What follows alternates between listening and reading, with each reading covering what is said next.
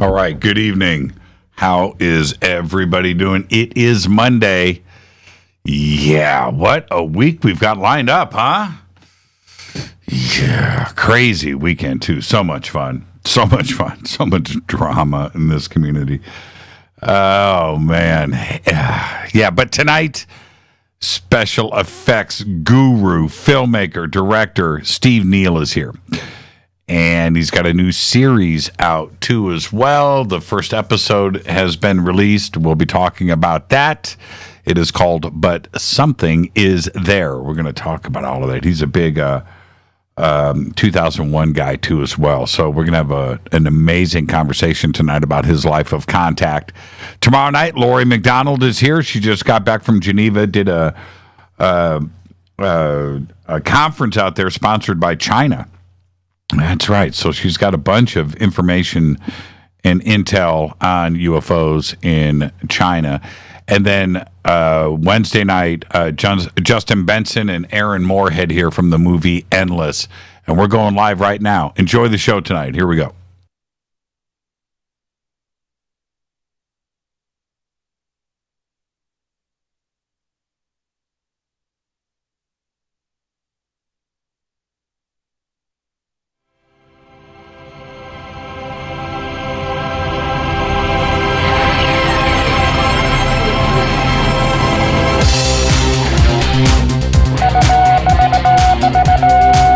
Bespoke radio for the masses. Headline edition, July 8, 1947. The Army Air Forces has announced that a flying disc has been found and is now in the possession of the Army. If the game is rigged, change the game. Game changer. I occasionally think how quickly our differences worldwide would vanish if we were facing an alien threat from outside this world. This is Fade to Black with your host, Jimmy Church, on the Game Changer Radio Network and KGRA, the Global Radio Alliance. I need your help to get to the year 1985. You are listening to Fade to Black with Jimmy Church on the Game Changer Network.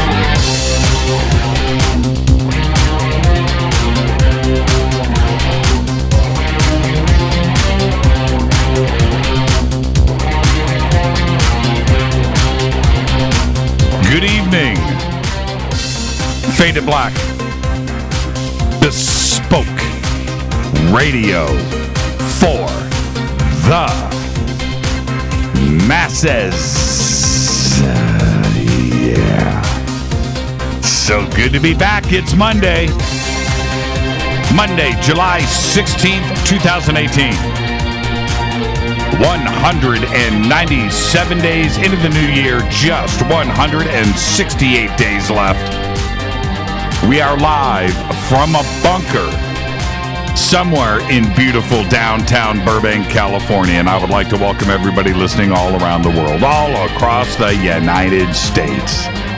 Hither and thither, to and fro, back and forth, up and down, east and west, north and south, far and near. This is Fade to Black for KJCR, the Game Changer Network, and KGRA, the Planet. I'm your host, Jimmy Church. What is cracking, everybody? How you doing? It's Monday. What an amazing week we have got in front of us here on Fade to Black. Tonight we have very special guests with us. Special effects master, guru, director, filmmaker, Steve Neill is here. He's got a new series out. It's called But Something Is There. Yeah. First episode is out. We're going to be talking about that. His life and career right here in Hollywood, California, and maybe a little 2001: A Space Odyssey too as well, if I get lucky tonight. And that's going to be an amazing conversation, so stay right there. Tomorrow night, Lori McDonald is back, and she just arrived from Geneva. She was out there for a conference sponsored by China. That's right. And so we're going to talk about, that's why the show was called Journey to the East. She's got some amazing intel on the history of UFOs in China that she has just received. So we're going to go through all of that tomorrow night with Lori. Wednesday night, again, a very special night here on Fade to Black, because Justin Benson and Aaron Moorhead, the creators of the hit film The Endless, join us for the very first time. And the film is amazing. I recommended it to everybody last month. And your responses from the film were all that mirrored mine. And I remember when Rita and I got about halfway through the film, she just looked at me and she goes, "You're not going to shut up about this, are you?" I said, "I'm not." We got to the end of the film. She goes, "Jimmy, we have a show to do tomorrow night. Don't lose it. And, don't get lost in the film, The Endless." It's truly an amazing film. It's a hit film, and it's what everybody is talking about right now. But we are lucky in that Justin and Aaron will be here on Wednesday. They've been out of the country. They've just gotten back. And the second that they were available together, same place, same time, will be Wednesday night, and they're going to be right here with us. The film and I don't want to give any of it away, but if you go to jimmychurchradio.com, there's a link there for Aaron and Justin, where we normally have a link for our guest's website, right? Okay. Click on that link. Okay. And just click on that link. That's all I'm going to say. Just click on that link. That will give you an idea of what the film is about. And it deals with, without giving too much away, UFO cults. Okay, cults. I mean, I don't want to give anything away, but, a UFO death cult, I should say. And time travel. That's right. And there's a couple of moments in the film that are pretty spectacular. And one of them involves the moon. You've got to check out the film. It's absolutely amazing. The film is called The Endless, and Justin Benson, Aaron Moorhead here with us Wednesday night.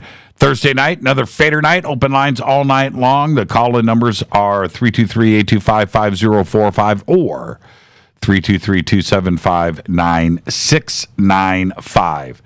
You can join Onstellar, ONSTELLAR.com.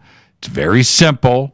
Just go and register. Come and join us over there. It's an amazing social media platform built just for this community.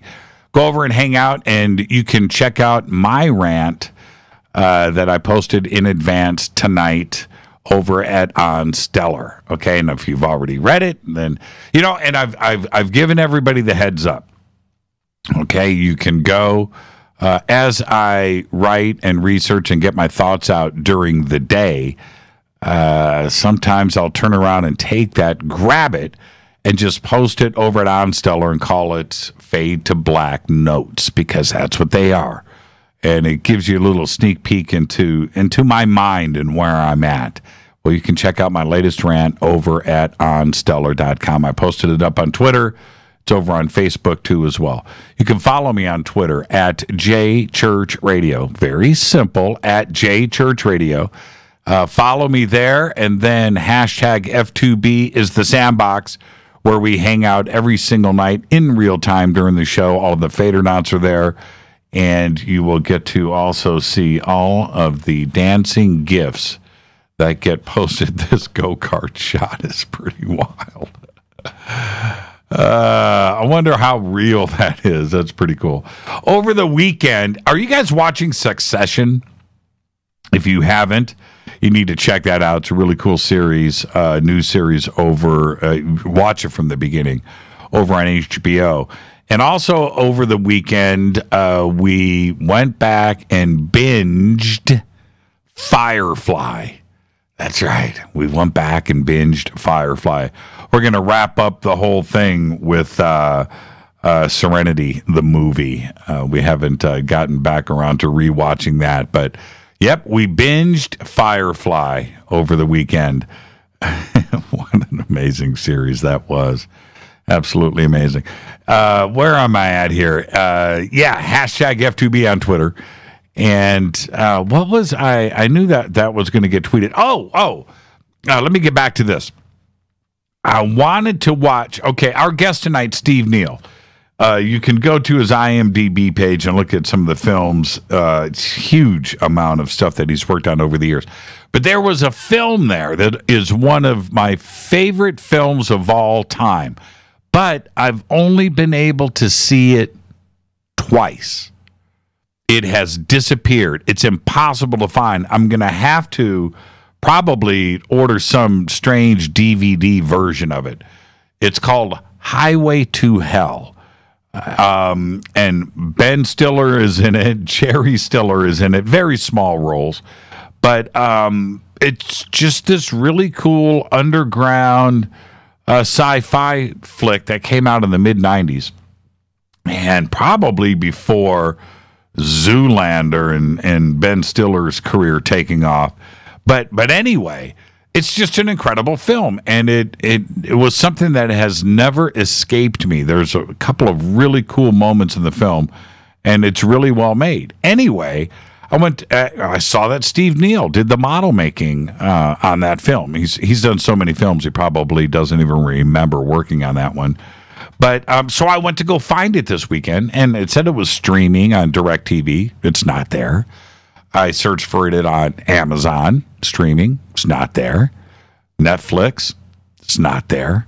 I don't know where this film exists, and I've gone through this before.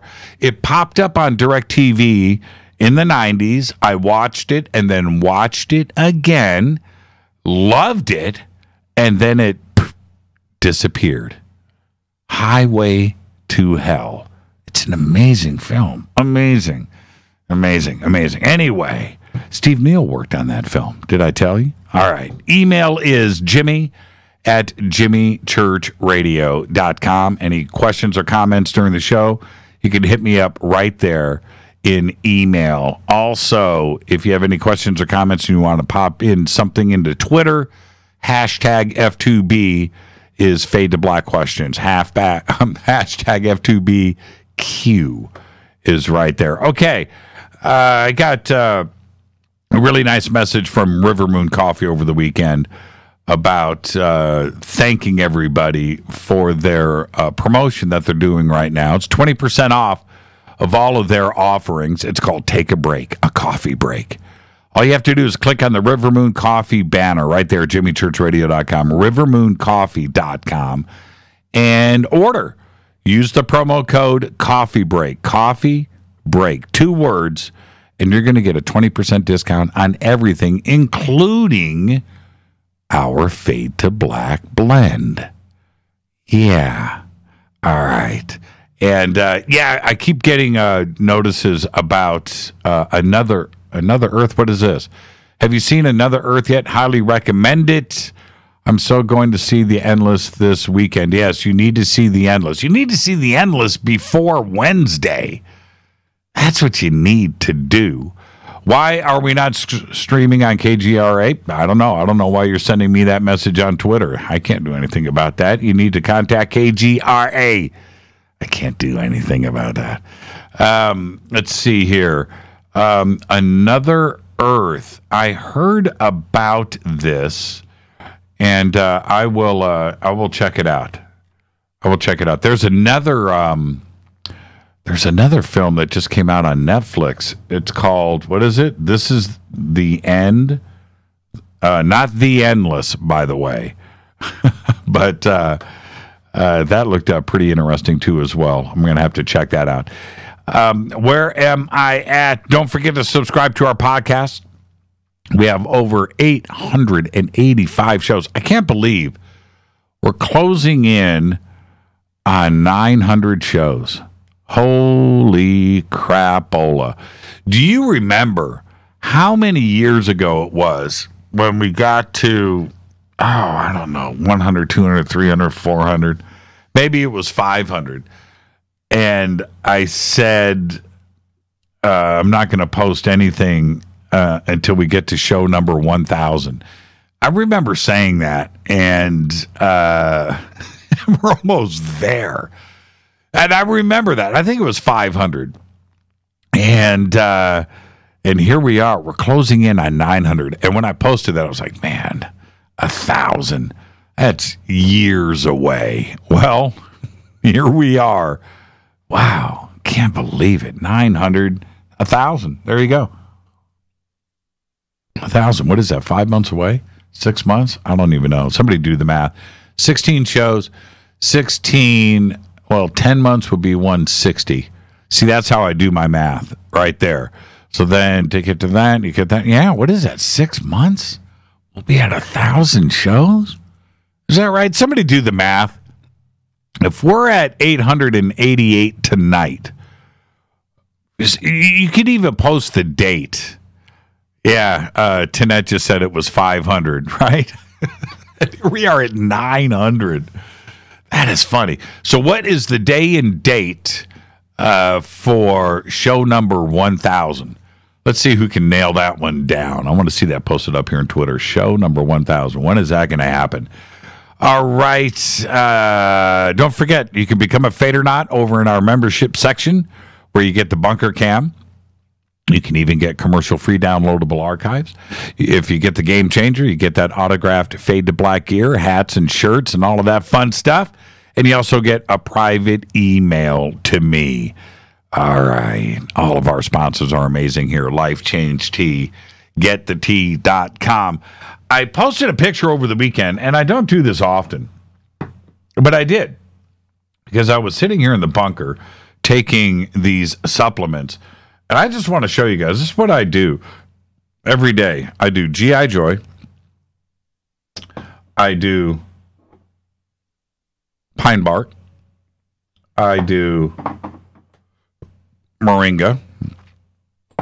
I do, these are all drops. I do Olive Leaf and Vitamin C every single day. Oh, of course. The thing I'm not supposed to mention because, YouTube doesn't like it.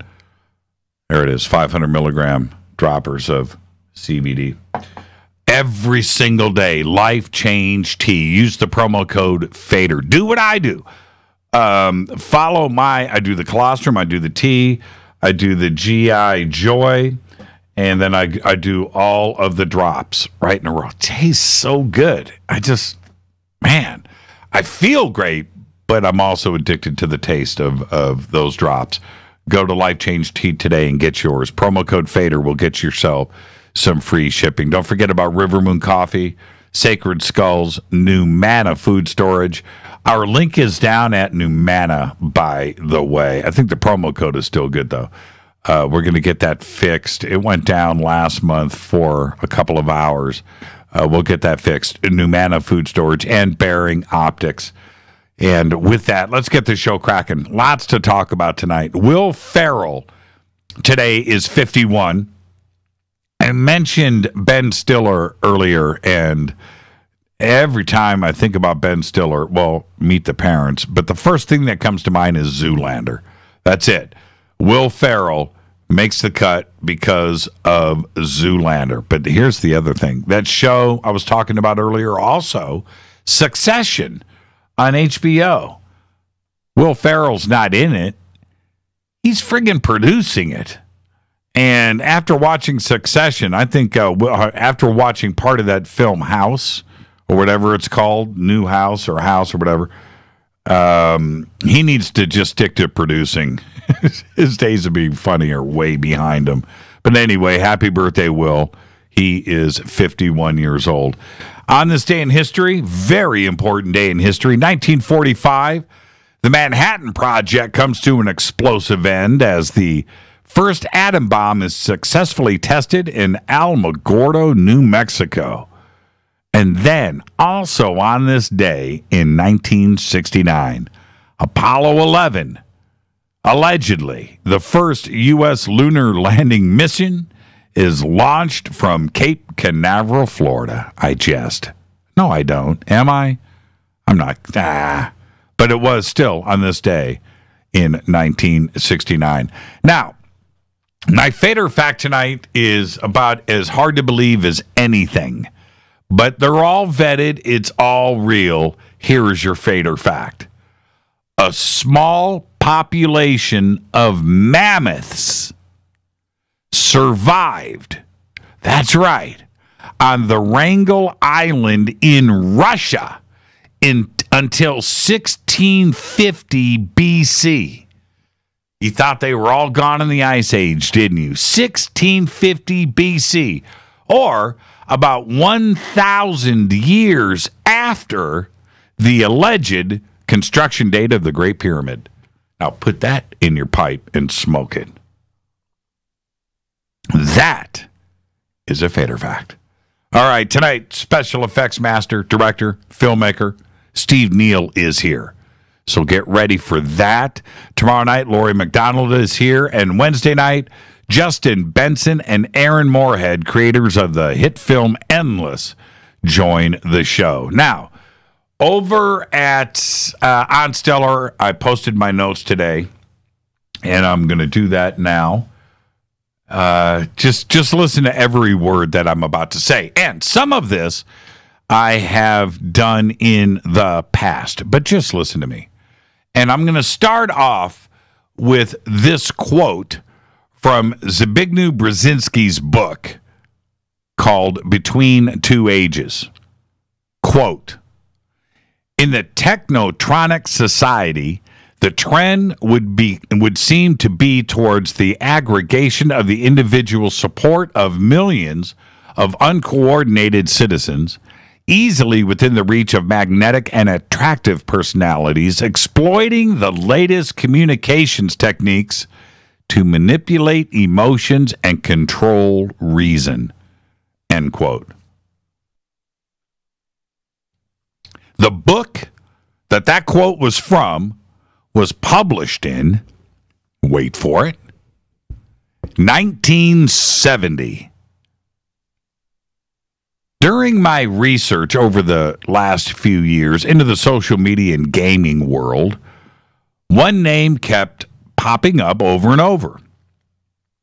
In-Q-Tel. That's I-N, the letter Q, T-E-L. 3 words. In-Q-Tel. In-Q-Tel, some call it IQT. In-Q-Tel is the venture capital and investment wing of the Central Intelligence Agency, the CIA. Yep. On their own website, you get this mission statement on the homepage. And again, I quote, IQT works side by side with the venture capital community to identify great startup technology for our customers, the CIA. Our areas of interest include cybersecurity, biotechnology, novel materials, remote sensing, deep learning for data analytics, and much more. End quote. Right there on their homepage. Now, I know that some of you will probably remember my reporting, along with Brian Lunduke, by the way, the sensational Brian Lunduke, of IQT and its ties to Pokemon Go, and how Pokemon Go is connected to Google and Google Earth, and where that money came from. That's all of that tracking software, so you can know where you are, not necessarily where you want to go. Think about that. Anyway, I also looked into the urban legend of Logbook. That's right, the urban legend. Logbook was the DARPA project that was funded by IQT, and the urban legend is that it closed down the same day that, wait for it, the same day that Facebook launched. Well, if you go back and check, like I did, It seems to be true. The date is right there. One stopped, one started on the same day in 2004. But that's not what is important. What is important is that Logbook and Facebook are essentially the same things. It's the same idea, the same software, the same platform, with one major difference. Logbook did its own tracking of your life, all of it. And with Facebook, you inputted that info. That's the difference. Let me explain. The Logbook software platform would track you through sensors around the country, on streets and stores, online purchases, and other data, and compile everything about you, what you did that day, in order, day by day. Logbook. That's what it would do. Everything. Automatically. Facebook does the very same thing, except you are the one inputting the data. You provide your location, your activities, your job, your family, your friends, your coworkers, likes, dislikes, politics, religion, even the images of proof, your videos, all of it, you input it. You do the work. You will also allow Facebook to pinpoint your location with the same GPS technology originally funded by In-Q-Tel and the CIA. And then they follow your purchases and your habits. That's right. It's if you think about it, it's evil genius. Because you are doing it, not somebody else. Today, with the mass media and law enforcement, you always hear the same thing when a story breaks.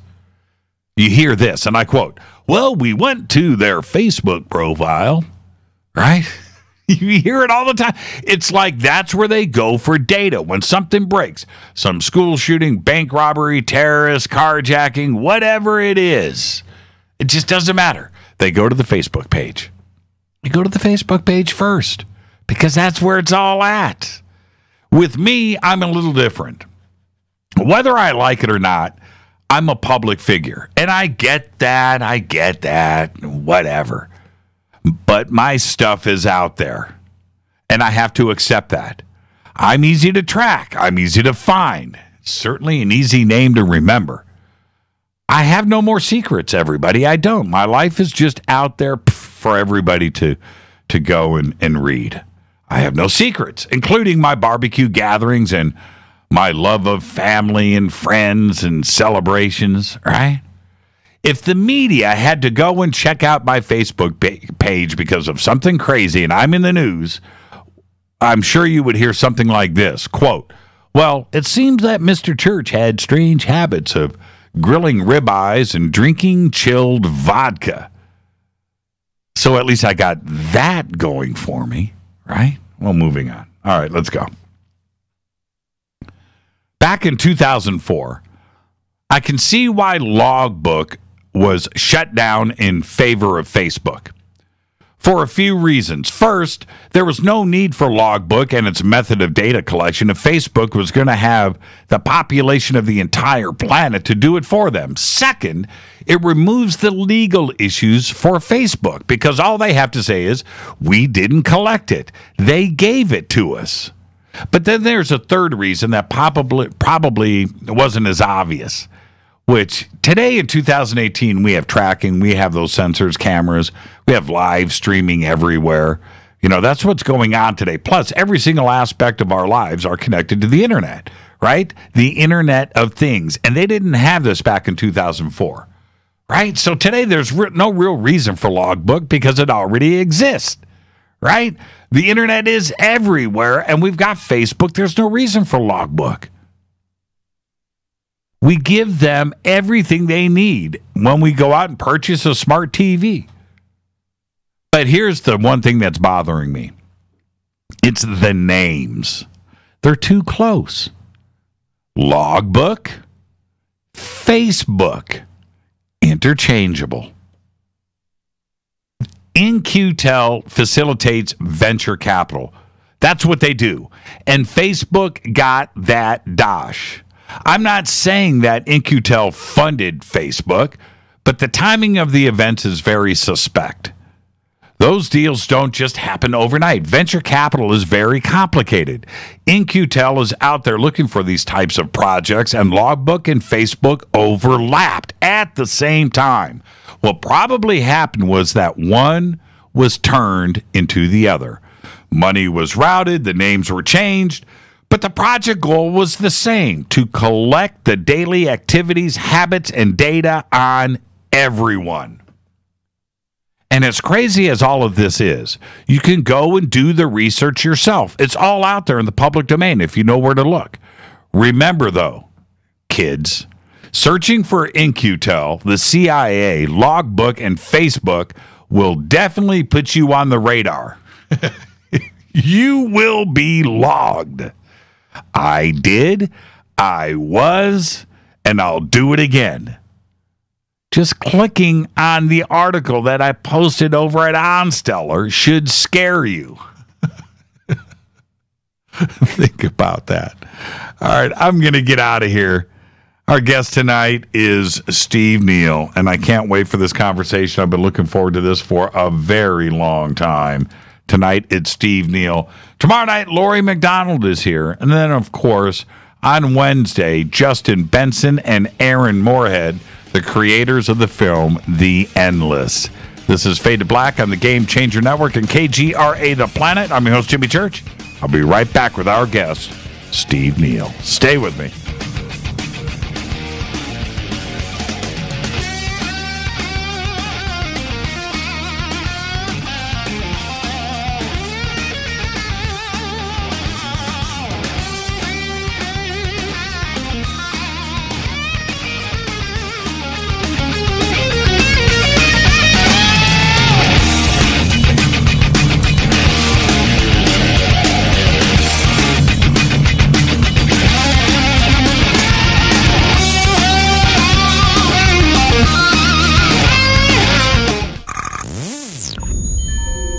You're listening to Jimmy Church, Fade to Black. Fade to Black will now pause for alien identification. The station that talks the net. KGRA Radio. When you take the beans from Central America with dashes of Indonesian and African mixed in and then roast it to the dark side of Fade to Black, you create the ultimate brew of fringe. Introducing the Fade to Black blend from River Moon Coffee. Yes, River Moon's darkest customized roast was created for the love of Fade to Black. The alchemy of masterful roasting and smoking the beans is in every sip of this full-bodied, dark Java. I need my coffee dark, deep, with distinct bittersweet chocolate highlights, just like the bunker. Leaning further into the darkness of the roast is Fade to Black blend from River Moon Coffee. Just click on the banner at jimmychurchradio.com and use the promo code F2BBLEND for 15% off of your order today. Go Beckley Teppy. What can I say about the most popular tea on the internet? And what do customers say about Life Change Tea at getthetea.com? A lot. But by federal law, we at getthetea.com cannot make claims to how this product can enhance your health. We cannot even post our testimonies without being in compliance. So how do we get past the hump? Try our products at getthetea.com and see for yourself. You can send us a testimony, but we just can't post it. Bummer. Our products are GMO-free and organic. We pride ourselves in being the best we can be, and we urge you to take charge of your health. We're 11 years strong, and many of our customers have shared their successes with friends and family. Protect your colon. Log on to getthetea.com. That's getthetea.com. Getthetea.com. Getthetea.com. 9 out of 10 geneticists agree. Fade to Black is not your father's radio show. On the Game Changer Radio Network and KGRA, The Planet.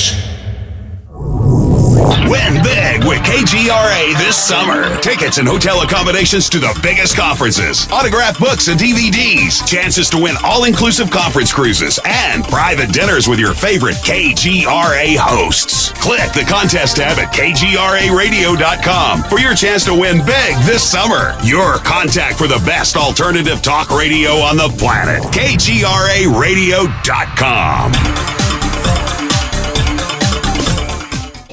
Hi, this is Rob Reiner from Anvil, and you're listening to JimmyChurchRadio.com. What's up? I'm Chris. What up? This is Kyle Massey, and you're listening to Jimmy Church Radio.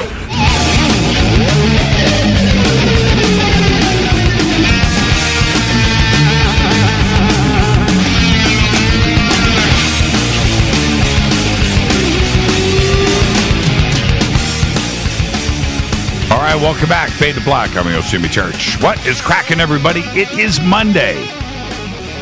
Excited. This segment of Fade to Black is proudly brought to you by Life Change Tea. Just go to the website right there. Click on the banners. Use the promo code FADER, F-A-D-E-R. You will get yourself some free shipping. Tonight, it's Steve Neill. Tomorrow night, Lori McDonald. Wednesday night, filmmakers Justin Benson and Aaron Moorhead. Thursday night, Fader night, open lines all night long. I'm your host, Jimmy Church. Tonight, it is Steve Neill, who is an artist. He's a visual effects creator and filmmaker with over 40 years of experience in film and television. In 1971, he interned at America's Zoetrope in San Francisco with, that's right, Francis Ford Coppola. He has worked on movies such as Star Trek, The Motion Picture, Ghostbusters, Fright Night, and, of course, Highway to Hell. I'm wondering if he remembers that. He has worked and wrote and produced the feature film The Day Time Ended. His work has been seen worldwide on such shows as Sightings, Paranormal, Borderline, the History Channel's UFO Files, and a multitude of other documentaries. He owns a film studio right here in Ventura, California, producing visual effects, post-production, model miniatures, and you need to go and take a tour of his studio. And you can do that online and check out the work that he does. It's absolutely incredible, including creatures and prosthetic makeup stuff, and it's absolutely incredible. He's had lifelong experiences with non-human intelligence, starting when he was 6 years old. And he has just created, written, directed a new dramatic series about his experience. He tells the story without theories or conjecture and folklore, but rather an honest reporting of what he has experienced. You can see the trailer, and I have seen the first episode. It's really well done. Also, Yvonne Smith does a drive-by as well. I hope I didn't let the cat out of the bag, at least too much here. The series is called But Something Is There. Tonight we're going to discuss Steve's life of contact, making sci-fi films, and what it's like to combine the two into a TV series based on his experiences with E.T. And I would like to welcome for the first time to Fade to Black, Mr. Steve Neill. Steve, good evening.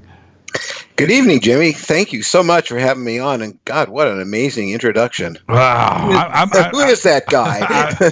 I'm much more excited about this than you are. But before we get to it, Steve, I've got to do the first time guest disclaimer. So let's get that out of the way. You ready? Okay. Yeah. It's just you and I sitting on my couch having a conversation as friends. And where the conversation starts, it starts. Where it ends. But we're going to end as friends. All right. That's correct. See, that was easy. Very easy. Okay. All right. Painless, too. Yeah. I can go anywhere with you.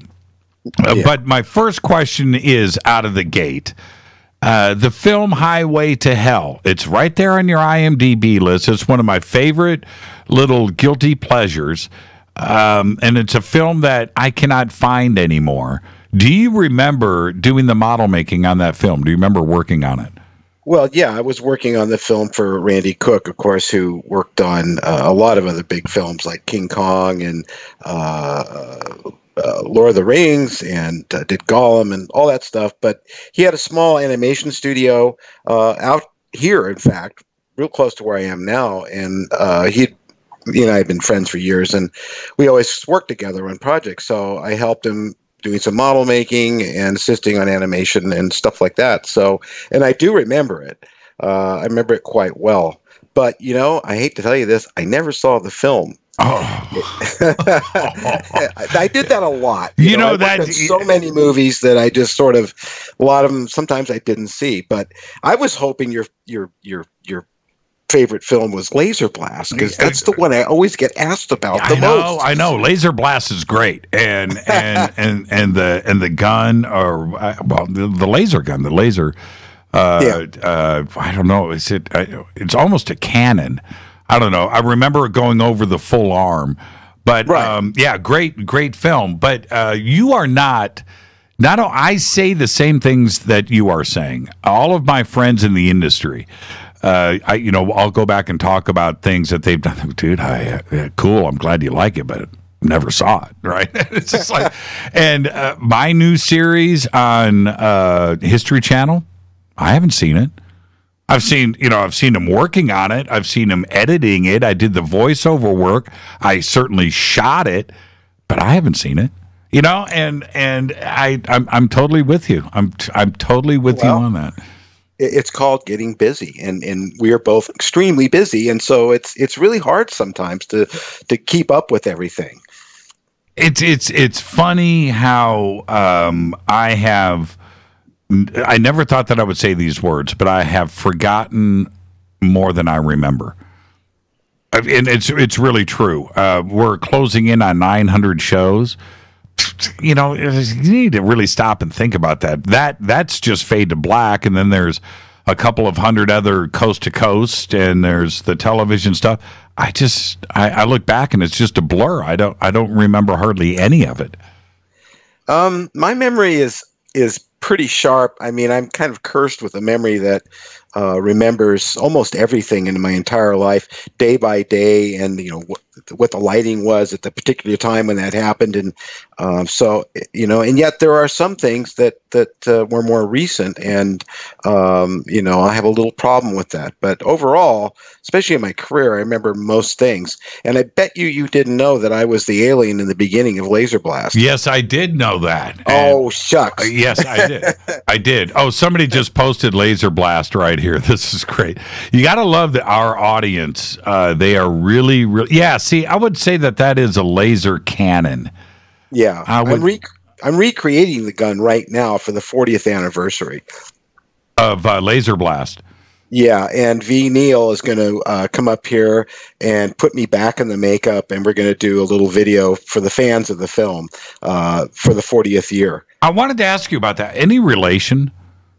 We were an item back in the early 70s, and when I met her, she was doing makeup for a rock band called Zolar X, and it was a space rock band. Really good one too, and she was doing their makeup, and it was mostly all straight makeup. But when we met and got together, she was very fascinated with the prosthetic work that I was doing, and I was just starting out in town. I was working on the Planet of the Apes TV series and working for various people around town, because there weren't a lot of people in those days that did prosthetics. I mean, I was kind of on the edge of a new frontier. So, and she very much liked putting the prosthetics on. Now, V is very talented. I mean, she can draw. She's a good illustrator. She's going to kill me for saying this. And she can sculpt too. But she never really wanted to pursue that part of it, because her expertise is taking a hunk of rubber or a hunk of silicone and blending it and coloring it so well into the actor's face that you forget it's makeup. And there are a few people in this town that can do that, and she's one of the best. So we were together for a number of years. We split up, and but we've always stayed friends and worked together on things. And so that's it. Wait. I'm confused. It's the name, right? Right. You got together with somebody with the same last name? No. What happened is that she decided.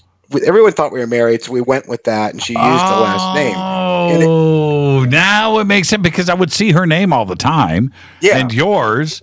And I thought that is absolutely bizarre. Now we've cleared that up. Okay. No, she kept the name. She asked me, "Can I keep the name?" When we broke up, she said, "It's a better Hollywood name," and I said, "Absolutely." Oh, okay, all right. Okay. I'm very proud of her. I mean, she really, really and lots of talent. She's one of the biggest makeup artists in the town. Yeah, no doubt, no doubt about that. I thought I was losing my mind. Okay, so you're not. But that absolutely. I'm so glad that we can move on now because I've had that question answered. Oh, okay. But I mean, for those of us here in Hollywood, and this is, and I say this with respect to everybody that lives here in Hollywood, and Southern California, and Burbank, and Studio City, and so forth, that are in the industry. We're part of the industry here because it's our lifestyle, but we are film fanatics. We are fans. And here in Hollywood, we will sit, I mean, at the end of a film, everybody sits around and reads the credits, where around the country, film ends, everybody gets up and leaves. Not here. And so we know who is working on what films, and it's because what we do. Yeah, that's absolutely true. And think about the last episode of the last season of Westworld. I checked with a lot of people. And I said, "Do you see the ending?" And they said, "Oh yeah, I saw the ending." I said, "Did you sit all the way through the credits?" They said, "Well, no. I mean, the minute the credits rolled, I was done." I said, "You didn't see the ending." And this is done quite often. It's a real pet peeve of mine. It drives me straight up the walls. I'll be at a theater, and up here in Ventura, they just get up, stand in front of you, go light up their cell phones and stuff. And I'm trying to watch the credits. The film's not over till the curtains close. That's right. And I'm telling you, if anybody ever questions what you and I are saying right now, come to Burbank. We'll go to AMC 16 in downtown Burbank, right? Down from the bunker here. And we'll watch, just see who leaves the film during the credits. Nobody.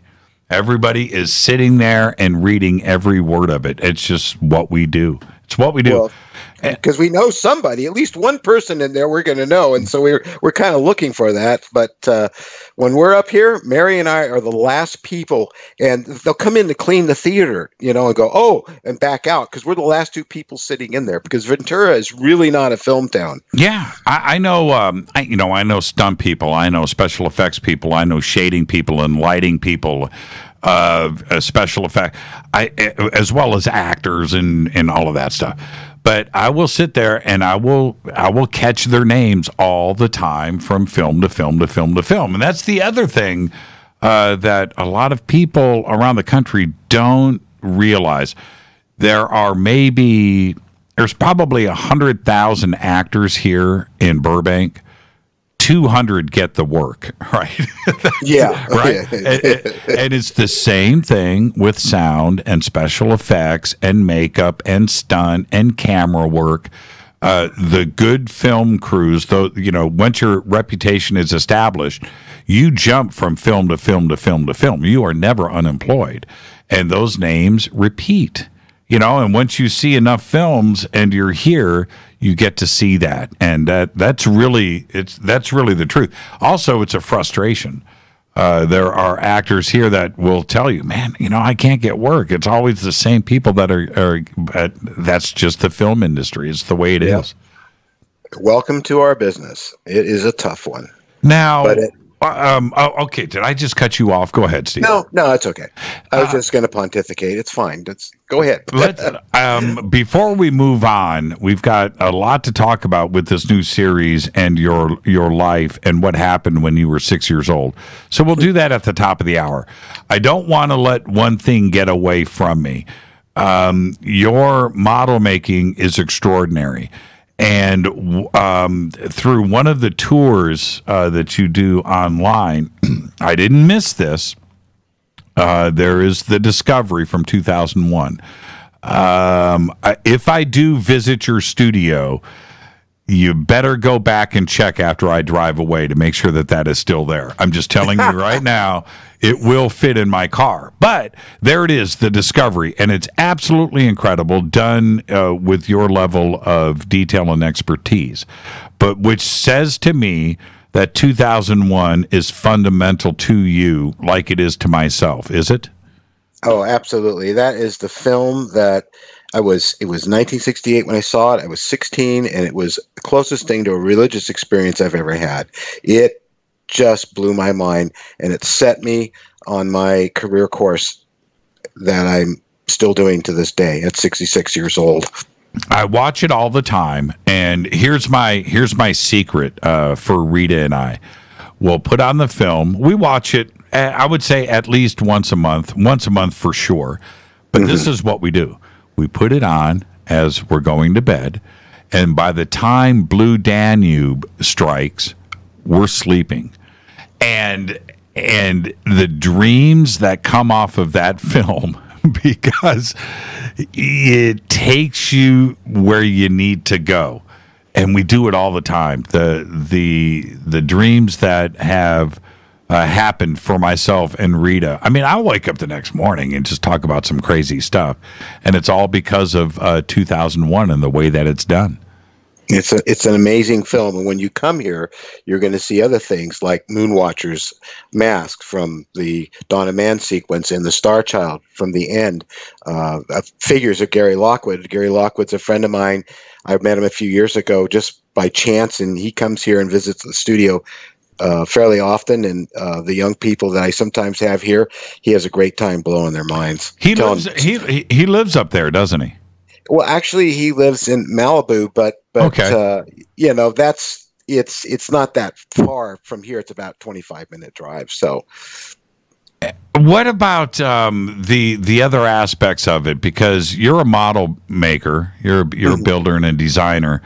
And when you look at that, and not only the model making, but the fact that everything was shot on film, you know, that's before the life of CG, where we live today, for sure. How can it ever be topped? No, it can't. Can it? No, it's absolutely perfect. Doug Trumbull is a brilliant human being, and not to mention Kubrick, but the nice thing is that he had 4 years to work on those effects, and to do effects on that level using optical printers and big size models against black screen and blue screen, and doing mattes and pulling mattes and not having matte lines jumping around the edges of the ships and stuff, took incredible patience on such a level that I've never seen, because that film absolutely holds up today. And when I show it to young people, they don't understand how that could have even been done back then.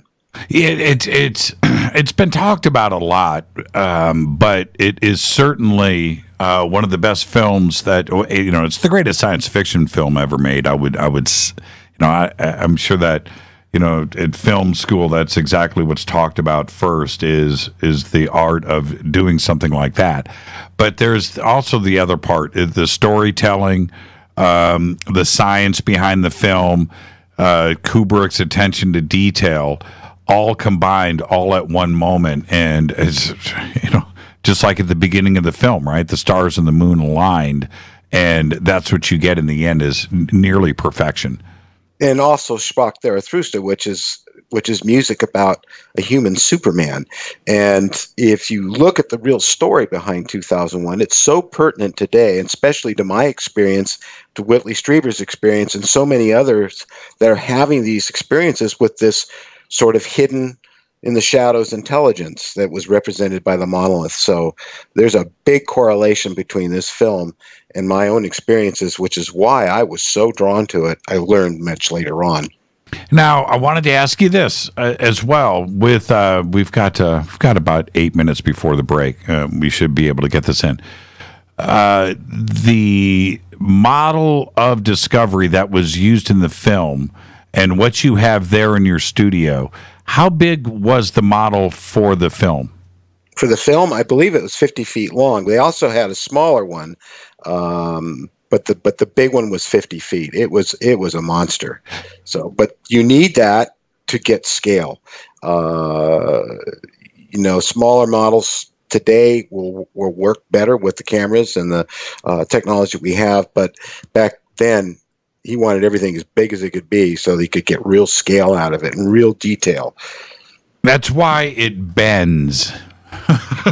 If you know what I mean. It's what happens when you have that depth of field. Your version of it there, how many feet long is that? 5 I think it's like 3.5 feet or something like that. And it's a model that Mobius puts out. It's a Mobius model company, and they put out a lot of sci-fi models that are very, very well done, and from Star Trek to now 2001. And in fact, they have a large-scale EVA pod coming out next that I can't wait to get my hands on. So when I want you to help me out with this, with what Lucas did in Star Wars, and then going back to because that model making is extraordinary, and then going back to 2001. I mean, I had no idea that the Discovery was 50 feet. I thought it was 10 or maybe 12. I didn't realize it was 55 stories long. That's ginormous. So what about the level of detail?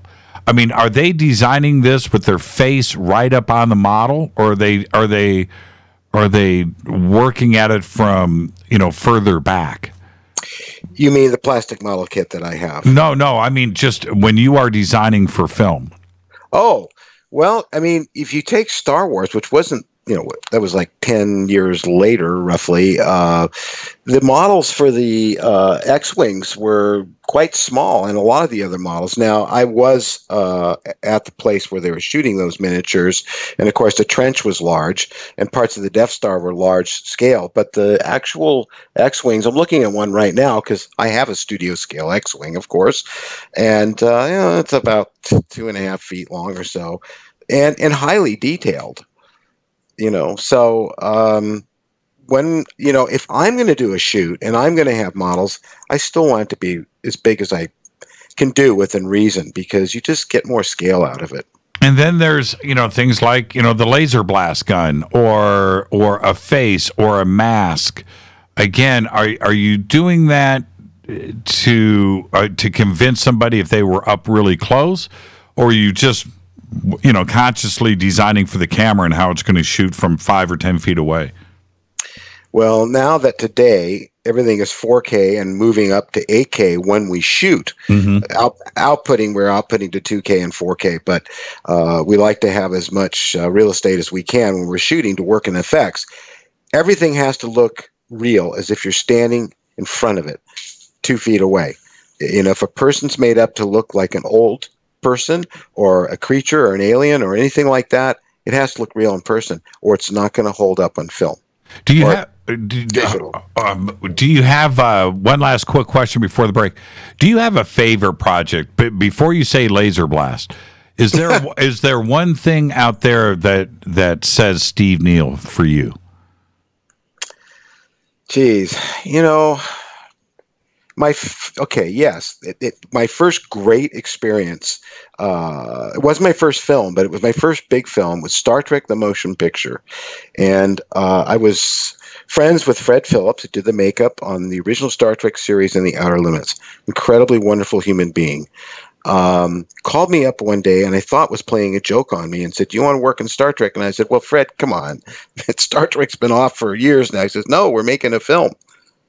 I said, "What? You're making a movie, Star Trek the Motion Picture, and I need you to come down here." And the first thing he had me do was Leonard Nimoy Spock ears.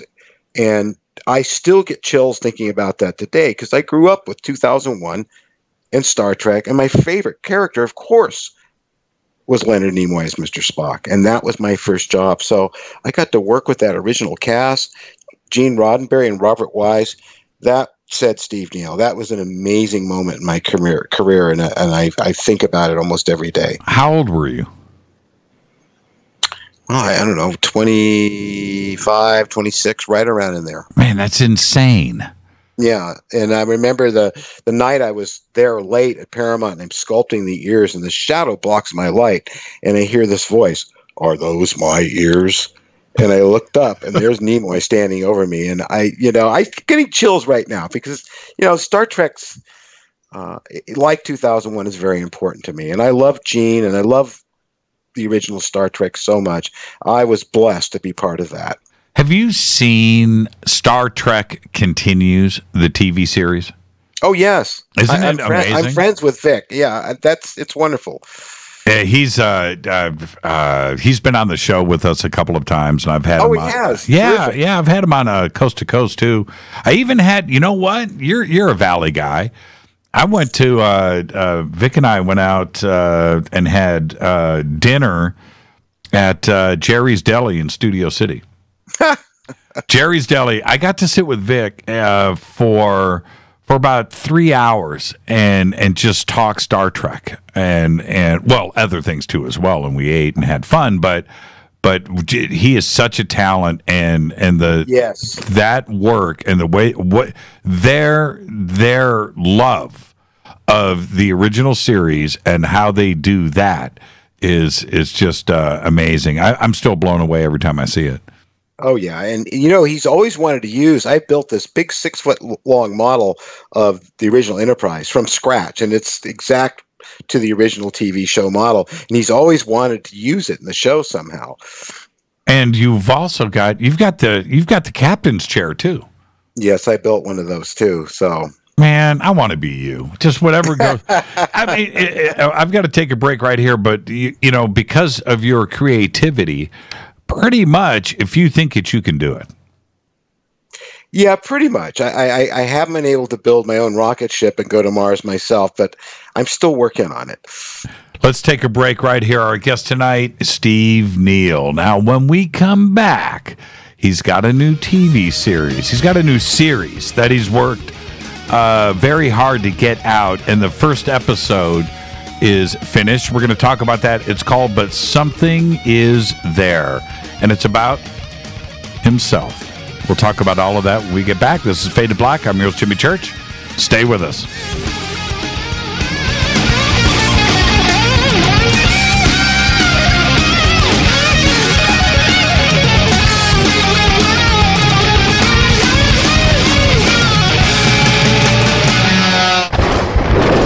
This is Fade to Black with Jimmy Church on the Game Changer Radio Network and KGRA, the Global Radio Alliance. This is KGRA Digital Broadcasting Station, Salt Lake City, Utah, Van Buren, Arkansas. Does your basement or crawl space have a damp, musty smell? Well, watch out! That's a sign of too much moisture and not enough ventilation. And that can mean increased mold growth and the buildup of harmful toxins and gases. Don't bother with a dehumidifier. It just circulates the same unhealthy air. Now there's a better way to remove these dangers and odors. It's with the computerized Wave Moisture Control Unit that reduces moisture and expels pollutants. We replaced our old dehumidifier with the Wave unit, and in only 3 weeks, our basement is dry and the musty smell is gone. Wave units require no maintenance, no buckets of water or filters, and costs only pennies a day to run. Breathe better, live healthier with an affordable, no-maintenance Wave unit. Call 888-717-WAVE, 888-717-WAVE, or visit dryhealthyhome.com. Dryhealthyhome.com. Ride the wave. Wave Home Solutions for a healthy, comfortable home. Hello, I'm Katie, and you're listening to my main man, Jimmy Church, on jimmychurchradio.com. Hi, this is Ray Hobbs here, repping the planet, and you're listening to my good friend, Jimmy Church, Fade to Black, on the Game Changer Network and the KGRA Digital Broadcast Station. This is Toby Kebbell. You're listening to jimmychurchradio.com. Don't hurt me, Jimmy. I'm only little. Hey, I'm Adrian Grenier. And this is Ari Gold. We're the Honey Brothers. Yes. We are of the Honey Brothers. Hey, I'm Adrian Grenier. And I'm Ari Gold. We're the Honey Brothers. And you're listening to Jimmy Church. The Revolution. Ancient Life Oil. Life-changing. The real oil. CBD is truly Ancient Life Oil. from the source. This oil has no psychoactive effect and is also legal in all 50 states. When you're healthy, you're happy. The truth about this wonderful plant is that it wants to give back to mankind life, longevity, and happiness. Ancient Life Oil are golden grade, all organic, non-GMO, and infused with high-quality liquid coconut oil. It's simple. Just go to ancientlifeoil.com today. That's ancientlifeoil.com. The best, purest, organic, and non-GMO CBD in the world. Go Beckley Tappy. The statements made regarding these products have not been evaluated by the Food and Drug Administration. These products are not intended to diagnose, treat, cure, or prevent any disease. Please consult your healthcare professional about potential interactions or other possible complications before using any product. This is Micah Hanks of the Gralien Report, and you're listening to Jimmy Church on Fade to Black, across the globe on the Game Changer Radio Network and the one and only KGRA Radio, The Planet.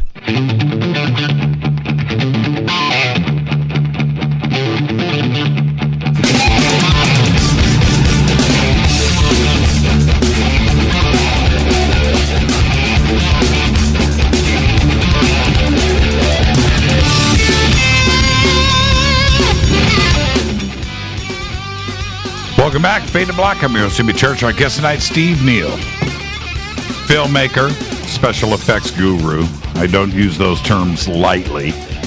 And this segment of Fade to Black is proudly brought to you by River Moon Coffee, makers of the Fade to Black blend. And right now, just go to their website, use the promo code Coffee Break, 2 words, 20% discount on all of their offerings. Our guest tonight, Steve Neill. And Steve, okay, all right. I don't know. Let's clear something up really quick for everybody. Is the first episode of But Something Is There available to view? No, not right now. I've been sharing it with people in the community and other filmmakers to get feedback and to spread it far and wide as I can. And we're also going to be having some screenings locally in town, in fact.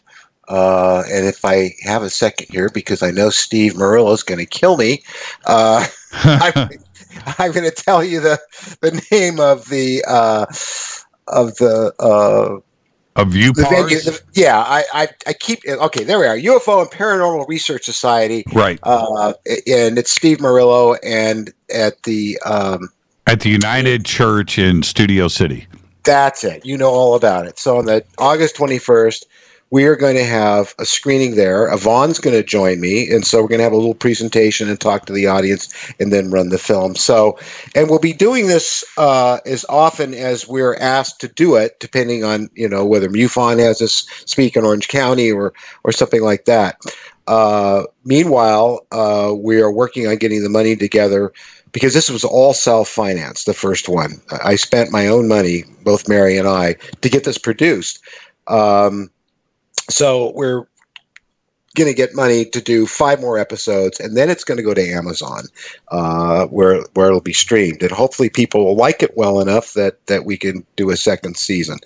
Now, reason that we did not take financing for the first episode is because my fear was, as this happens so often with this field of interest, is that Hollywood thinks it's all a joke and they try to turn it into science fiction and horror, which they did a really good job of with Fire in the Sky as one example. Yeah. Because if you've read Travis's book and then you see the film, it's like it's a WTF moment. So, and this happens quite often. And so I wanted to do this honestly based on my experiences best I could. And it was a struggle because, we had a low budget and we could only work with some of the people on weekends. And it took a while to do. No, it's shot really well. But my question, which is a very direct one, you are exposing yourself, right? You're letting it out. That's it. It's all right there. How comfortable are you? Do you wince a little bit in that this is your story? Yeah, Jimmy, I came forward about my experiences when I first started working with Yvonne Smith back in 1990. Right. I had done a lot of illustrations of the Greys that I've seen, which now have become iconic today. Everybody borrowed from it. I never thought to trademark it or copyright the images that I did, and so even Alienware has used it. So, and I had went on a number of television programs, and I was on Sightings, and additionally, I worked for Sightings and did the recreations and built the puppets of the Greys and did artwork. And many, many other programs. There was another program called The Other Side, which is a morning paranormal talk show that I went on with Carla Turner and some of the other greats of that era. And so I was all over the place. Whitley and I appeared many times together. So I'm used to it. And I did a lot of radio, and I did Don Ecker's program and a lot of other stuff. So I'm really not that shy about it. Tell us about the first, because it's portrayed really. Nobody's seen it but me, as far as my audience goes. So I've got that going for me. But the scene, that first night, you're 6 years old, you're in bed. I'll let you take it from there. But I just wanted to make this comment. The way that you shot it, I know that that's exactly how it went down. And I thought back to my life, like everybody would, and put yourself in a 6-year-old's mindset. It's actually a pretty terrifying scene. Take us through that, and just start from when you're in bed. Yeah, well, I was in bed, and the thing about San Francisco, and one of the things I noticed watching it again recently is that when we had the film recut, the editor forgot to put in the sound effects of San Francisco, but you could hear where I was living was near Old Playland and near the Cliff House. That was that close to the water on 47th Avenue, the Richmond district of San Francisco. And you could hear the ocean. You could hear ships and their horns and the buoys. You could hear a lot of things. And even if it was late at night, there was still a real ambience of sound. What woke me up was the absolute silence. No sound at all. Nothing. I mean, I could hear myself breathe and I could feel my heart beating, but that's what woke me up. And it made me very, very curious. And I remember looking over the edge of the bed and looking around the room, and that's when it happened. And these beams of lights, very coherent beams of light, silently came into the room and started searching around. This fascinated me. It gave me the chills. Yes, it was a little scary, but I was always a kid that loved looking at the stars and looking through telescopes and just had this fascination with the universe. So I got out of bed, and being cautious, I stayed close to the wall and inched along until I got to the windowsill, and then I slowly but surely creeped up to look to see where the source of lights was coming from. And when I did, it was as though they had an intelligence behind them. They knew I was there because they immediately centered on me. That gave me a zing, and now I was a little scared because I knew something intelligent was behind it. So I crawled under my desk. I hid under my desk, and I thought I was safe there. I thought, these lights are outside the building. How are they going to get in the room? And I'll just stay there until they leave. And no, they came in the room somehow, and they came closer and closer, and then that's when I saw this shadowy image figure materialize, and that's when first time I saw something that we know today to be a Grey, and it came close to me. And one of the things I left out of the film because it just didn't work. Every time I tried putting a person's voice in there, it didn't have a breathless feel to it. I felt it inside of me, and it said, "We're not going to hurt you. Don't be afraid." Were you, you're 6, but were you cool with that? Well, I'm kind of there right now because, like I told you, I have one heck of a memory, and I was deeply fascinated. I really wanted to know what was going on. I was afraid, though, definitely. I mean, how could you not be? But my curiosity was actually stronger. The next thing I knew, I woke up on on the floor in front of my mom and dad's bed. I want to back up. Also, there was another, and the reason why I'm asking you is because I know that everything is portrayed as it happened, and it's not Hollywoodized or sensationalized. So, knowing that in advance when I'm watching this, I'm paying attention to what is going on because I realize this is a real experience that is being portrayed. There were hands on the window, okay, and you know what I'm talking about. Did you saw that as a 6-year-old? Now you're seeing something I didn't see, because you're saying that there were hands in the window, the window I was looking through. After you got underneath the desk. Well, we saw the hands of the gray or the visitors. Yes, that's what I'm referring to. Yeah, yes. Yeah. And that, how, as a 6-year-old, what was going through your mind at that moment? Because I can only imagine the adrenaline, your heart must have just about leaped out of your chest. You can't show that on the film. What was going through your mind? Because that moment really, really grabbed me. Well, I was frightened, and I was to a point where my mind was struggling to stay awake, and I was fighting something that was overcoming me, and I just felt like I was going to black out, and I did. And you've heard this before. But I really wanted to stay awake to find out what this was, why it was happening. But I also had this very strong feeling that this was not the first time. This was the first time I remember it happening. The memory that you had when you woke up, how crystal clear was it?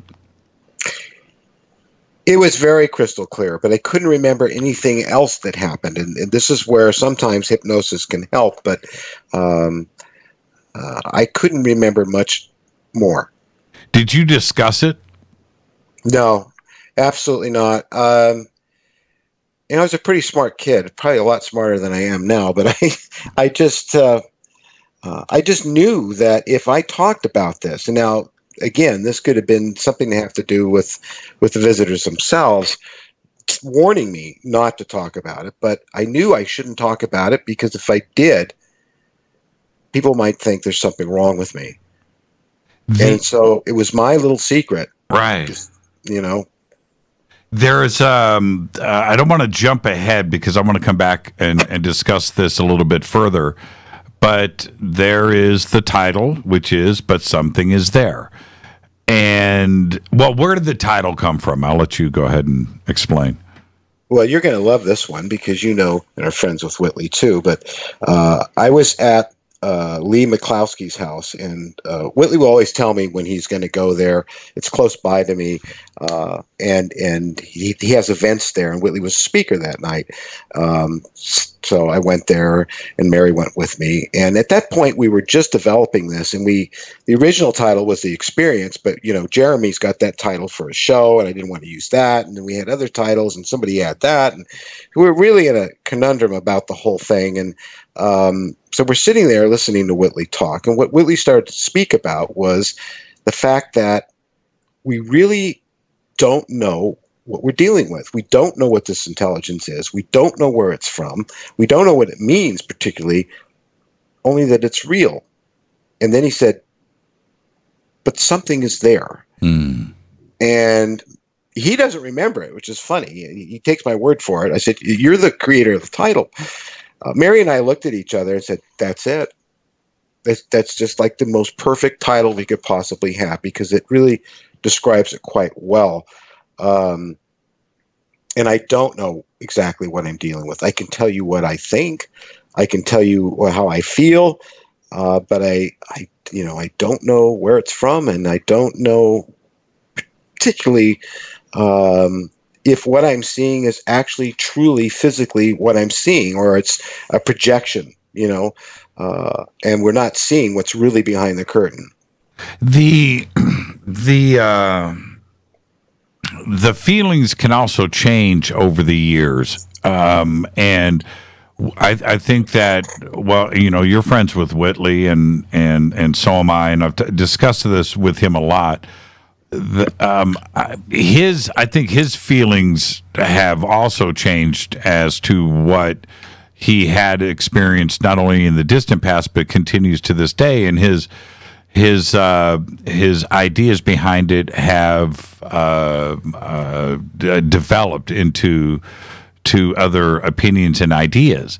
Is it the same thing for you now too, as well? Did you go from one extreme to another, trying to figure this out? Yes, I did. I always tried to keep an open mind to my own experience, and always tried to have a healthy skepticism about it too, and tried to eliminate all the possibilities of what could be causing me to have these experiences, which I really was never able to quite do. And in fact, up to 1987, when Communion came out, I knew something was up. I knew something was going on, but I still had not talked to anyone about it. And when I saw Whitley on TV and I saw that book cover, that's kind of when all hell broke out. I read the book, and this is when I knew that here's someone I don't know, I've never met, never spent any time with, had no way of communicating with, and yet we had more than similar stories and paralleled in so many ways growing up and having these experiences. So the scene with you and your grandfather is pretty extraordinary. I mean, every sense of the definition of extraordinary. Tell us about that, and how old were you when that occurred? Approximately the same age. I was maybe 7, but my grandfather used to tell me tales of being in Ireland, and the fact that he saw little people, and that he heard the banshee one night, and a lot of other stuff. And they were great bedtime tales. And then one night we were out walking at night, as we often would do with the binoculars, because the stars in Marin County, this was right where the Frank Lloyd Wright Civic Center is now, were amazing, because it was just this little town, Santa Venetia. I recently visited, went back to the site. And we're out there, and we saw this orange ball, and it kept coming closer and closer to us. And then it just kind of parked itself over us. And I knew then it wasn't a meteor. I didn't know what it was. He didn't either. Of course, what happened after that, and it left, it took off, moved off very quickly. We went inside and we were discussing it, and that's when my grandmother came in, and she was this huge skeptic, and she was always busting his chops about his tall tales. But I knew at that moment that I had just seen something with him, and that wasn't the first time. Another time I saw a ghost with him. So I knew that he was telling the truth. What did he say to you? I know it's portrayed in the film, but what did he say when you two were alone? Well, after the incident, he took me, I stayed in his little study at night when I'd spend the weekends there, and I loved being there. He told me about this story, and he was taking his mother home, and it was in a carriage with a horse. And the horse would not pass the old churchyard. It was dark. The horse was frightened out of its mind, and there's something disturbing it that was in the bushes. And so he got out and he went through them, and he got inside the tree line there, right up against the church, and he could see someone sitting there with a hat on, with its head down, and he looked down at it. He said it had feet that looked like hooves, and it looked at him, and it scared the hell out of him. And he from his perspective in those days, and he thought it might be the devil or something like that. But it scared him so badly, and he never forgot it. And he told me that tale. Of course, fast forward to today, and the fascinating thing about the Greys, when I've been able to look at their feet, they do resemble hooved or cloved feet. No. Yeah. Wow. And of course, this was something that caught Whitley's attention when we were first meeting, and I described the feet. He said, most people don't know or report that, because he knew about it as well. So it also reminds me of Childhood's End. Yeah, that's an incredible book. I wish somebody would make that movie correctly, but there it is. The sci-fi version wasn't too bad. Yeah. You know, it's a 3-parter, and I'm glad they did it like that because there's so much to tell in that story. Mm-hmm. But and they modernized it, and made it, updated for today. But nonetheless, the story and the ending are incredible. Mm-hmm. But the whole idea on who or the vision of who E.T. could actually look like is pretty wild, especially when we look at all aspects of religion. Of course, I'm referring to horns and hooves and everything that you're talking about here. So going back to this, with your grandfather in the episode, the orange light looks like it actually gets pretty close to you guys. How close down did it get? Real close, like that. And it had this sense of flames around it, and there was a slight ruffling sound I remember hearing. It was... Okay, I need to ask these things as fundamentally as I can because it's done so well, the way that you've done the visuals. It was close enough for you as a 7-year-old to know that it wasn't a meteor or something else. It was a craft. When I was that age, and when I was there with my grandfather that night, I didn't know what it was. I was mystified by it because I've always been a space nut. I've always studied astronomy, and I always had all the charts on the wall of the solar system, and I constantly watched the night skies, and I've seen plenty of meteors, meteorites, some quite large ones with big plumes on them, and this was nothing like that. Later on, I found out that many people who have experiences also saw the orange balls. And as recently as the 4th of July, I had a friend over here the other night. I think that's when I talked to you the first time, and we were at the winery together, wine tasting party. We came back over here to the studio and hung out, and he said, so Steve, how was your 4th of July? And he was kind of uncomfortable, and I said, fine, John, why? And he says, well, anything strange happen? I said, no, what are you searching for here? He says, well, it's just that we saw these orange balls, 2 of them. So they're still seen. And I don't know if it's a craft. I don't know if it's something that's interdimensional or comes through time. I have no idea. All I can do is report what I saw. I felt there was a consciousness behind it. It definitely took notice to us.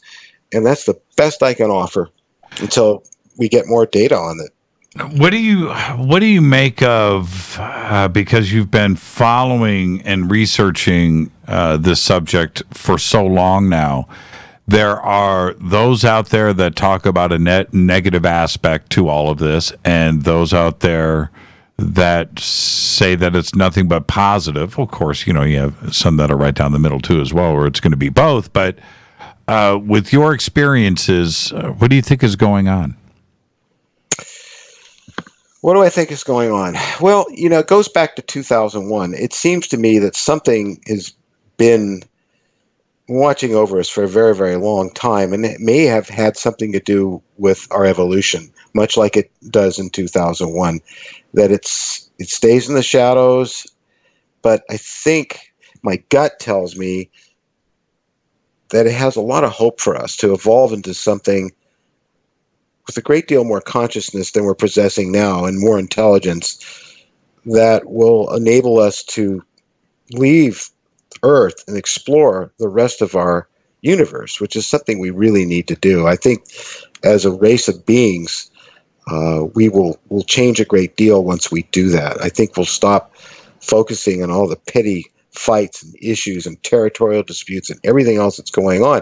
And if you look at 2001, it's really what it's about. I mean, it goes from Moonwatcher throwing that bone up into the air, to the next thing you see is an orbiting nuclear bomb.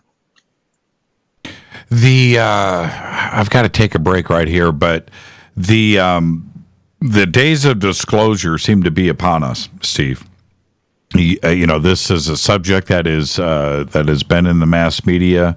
It's kind of died out a little bit, but certainly December and January, February, and March, everybody was talking about the UFO question.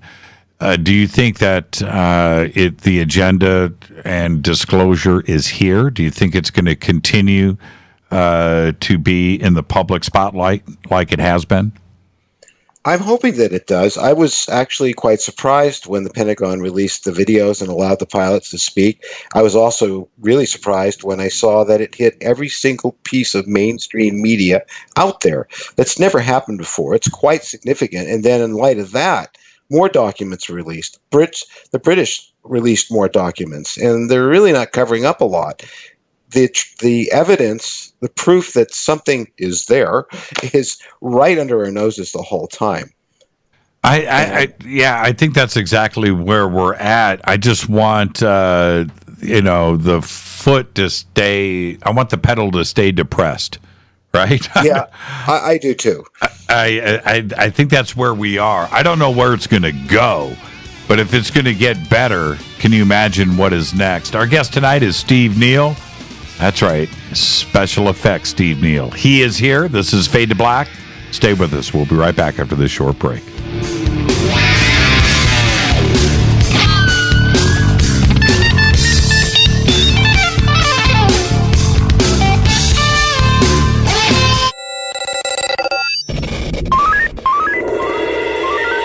Way out here, we listen to Jimmy Church. You're listening to Fade to Black. Always on the edge of the hottest alternative talk. Jimmy Church with Fade to Black. KGRARadio.com.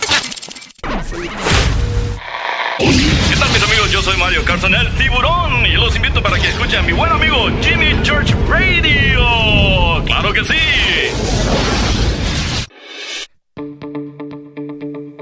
Hurricanes, earthquakes, wildfires. This year we've experienced more than our fair share. This is Jimmy Church of Fade to Black, and last month I decided to make sure my family does not have to worry about food should we get caught in a real emergency situation. Introducing Numana, a healthy, storable product that tastes so good that you'll want to eat it every day instead of just during those times of duress. All Numana products have a 25-year shelf life, are MSG and GMO-free, no preservatives, and are made in America. With the Numana pack in your home, you'll be able to sleep at night knowing that you've protected your family. Not only have I tasted and tested, I own it. Now you can too. Just click on the Numana banner on JimmyChurchRadio.com and use the promo code Jimmy when you order. In addition to a discount, we'll send you an autographed Fade to Black t-shirt. Seriously, go Beckley Tappy. Do you worry a lot? Whether you're a college student, busy professional, parent, or grandparent, ongoing stress and elevated levels of the stress hormone cortisol can rob your memory, your health, and your future. Now you can combat the effects of stress and anxiety while improving your memory and recall at the same time with the dietary supplement Calm and Clever. Studies show that the ingredients in Calm and Clever reduce cortisol by as much as 30% in 1 to 2 weeks. Call 1-800-758-8746 or calmandclever.com. You listen to us, and we listen to you. And so does the CIA.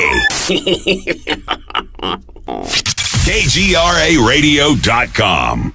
Hi folks, what can I say without making claims? CBD is truly the buzzword for health. What does it do? Government institutions will not allow me to say what this wonderful oil does for us. But I can say it's non-GMO and organic. I can say it's 0.003 THC, which in plain English means you won't get high. There are those that want to squash your freedom to buy natural products. Fight back with your purchase power. In the end, it is you that takes care of your health. Go to ancientlifeoil.com. One more time, ancientlifeoil.com.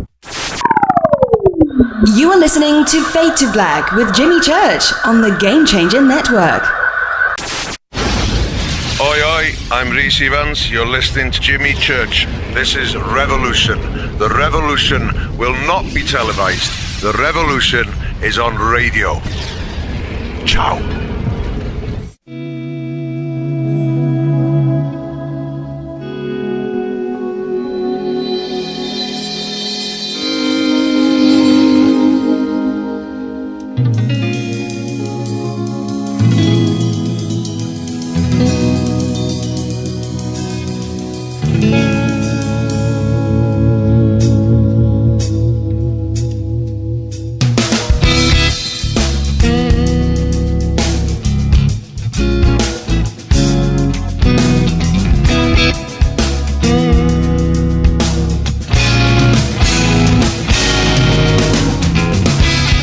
Back, Fade to Black. I'm your host, Jimmy Church. Our guest tonight, Steve Neill, is here. We're talking about his new series that he has directed and written, and it is called But Something Is There. It's about his experiences that started back when he was 6 years old, and this segment of Fade to Black is probably brought to you by Ancient Life Oil. I'm holding it up for the cameras right there. There you go. Ancient Life Oil, ancientlifeoil.com. I do, this is the cinnamon. Normally I do the natural CBD, but this is cinnamon, ancientlifeoil.com. Now, okay, Steve. Oh, man, I can only imagine what memories you had locked up inside you. And you went, how did you meet Yvonne Smith? Well, I read about her in UFO Magazine, which was produced by Don Ecker and Vicky. That was the first kind of entrance for me into the UFO community, was finding their magazine. And I thought it was very level-headed and very straightforward reporting. It wasn't sensationalized, and Don was always a class act when it came to being very scientific about his approach to studying this phenomenon and not wearing a tinfoil hat. So, and then I saw an article about Yvonne Smith, and it was about her support group. Now, at this point, I knew something was going on. I knew that this was happening to me, and there were experiences happening right at that time. The hypnosis was great, but I really wanted to connect with other people who were having these experiences. So it was quite amazing to sit in a support group with these people who I later became friends with, and still am friends with some of them today, like Jesse Long and John Stone and some others, and to hear their stories, because I'd never met these people before. This is around 1989, 1990, and the internet's not a real big thing, and so I had no connection with these people and these experiences, and yet they would describe the same things, and it was eerie. I got more out of that than I did Whitley's book, because now I got to hear people from all walks of life, and most of them who did not want to be public about it, didn't want their families to know, tell their stories. And I got to hear things that were just mind-boggling, and that I actually plan to later on work into some of the other episodes, but Something Is There. The hypnosis was amazing too. So we'll get back to that in a second. Have you seen the series People of Earth? No. Do you know what it is? I've heard about it. Okay, but it's isn't it a series of interviews with people who have these experiences? It's much better than that. It's a comedy. Oh, okay. Yes, I have heard about it. I have not seen it though. You've look. First off, you're gonna watch that. And I know exactly what's going to go through your mind. Now, it may be a comedy, and it is funny. You know, when you're part of our community and you see something like that done with such respect, and it's so funny. Mm-hmm. I know what's going to go through your mind. Somebody talked, right? Because the attention to detail. Whoever is on the team of writers there. somebody's an experiencer. Somebody has sat through one of these groups, maybe even Yvonne's, and wrote about it, because some of the other things, and it's the words, it's the terminology, it's the visuals. They go to a UFO conference, right? Yeah, I swear. I've been there. right. It is just so well done. Anyway, just you need to go check it out. It's well, I will, and I have no problem laughing about this stuff and making fun of it, because if you can't have a good laugh at something like this, then you're taking it maybe a bit more seriously than you should. Yeah, you're right. And Rita, my wife, and I, we're watching it and we're laughing, we're having a great time, and also saying out, this was made for us. Yeah, isn't it amazing? How do these things get funded? You wonder, because somebody out there with some money probably had the experience or knew someone that did. So. Now, when one of the points that you just mentioned, but you also mentioned this in the first episode, is that you got more out of sitting there with the other experiencers, not so much that you were discovering new stuff, because that wasn't your point. Your point was you were hearing things that you thought only you knew. Tell me about that. Oh, it's difficult to know where to start, but it would be about how they described being inside of what they thought was a spacecraft. I've never been clear on that, but the way it looked inside, the lighting, the way the beings moved, the way they described them, the instruments that I knew about that I hadn't shared, that they knew about, that were similar, these little like probes. Oh God, there's that word again. Right. But not that kind of probe, the kind that they held and had this real bright light at the end of it. And there was so many little details that really got me. But one of the things that got me the most was I had an experience. I thought it was just a dream, and I was with this woman, a redheaded lady, and they had us together, and we were in this room, and so I'm at this support group, and Yvonne says, I want to introduce a new member, and she comes in, and I looked at her, and she looked at me, and it was completely shocking. We both knew each other on sight. Things like this happened. Wait. Whoa. Pump the brakes here. You need to bleed them. Yeah. What are you saying here? Not suggesting. What are you saying? That you two were on a craft together? There's that. I don't know that it's a craft. So many times when I would see an object approaching me, it would be black hole moving across the stars, and that's how I knew there was something there. Then lights came out of it. Next thing I knew, after being pulled up into it, if I remembered that much, I would be in some sort of facility, and I really was quite large, and I really felt more like you were inside a structure, not a craft. So, but yes, I was with her in a room, and they were trying to get us to have an affair, to put it lightly. I don't know what the censorship is on this radio station, so I'll just leave it at that. Yeah, okay, we can use our imagination there. But your imagination. And you've heard about this happening where they put people together and they want them to interact sexually so that something is produced out of that as a result. I'm not sure what it is, but it happens. And I took all of this pretty much with a grain of salt, because it could have been just a dream. But when you see the same person walk in and you recognize them, and then they recognize you, that was pretty amazing. Now this was 1990.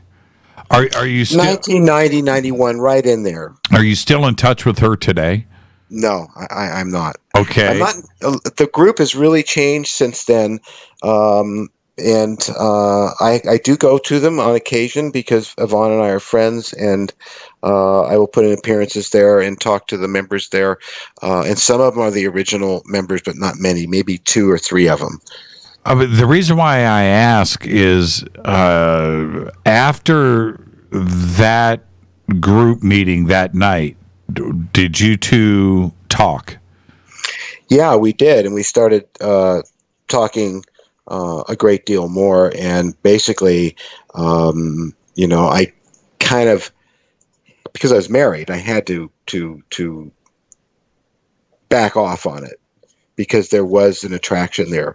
I know Whitley has warned me of this more recently, saying that you will be automatically, in a sense, attracted to another person of the opposite sex that's having these experiences, that it can happen, and to beware of that. And it certainly was true.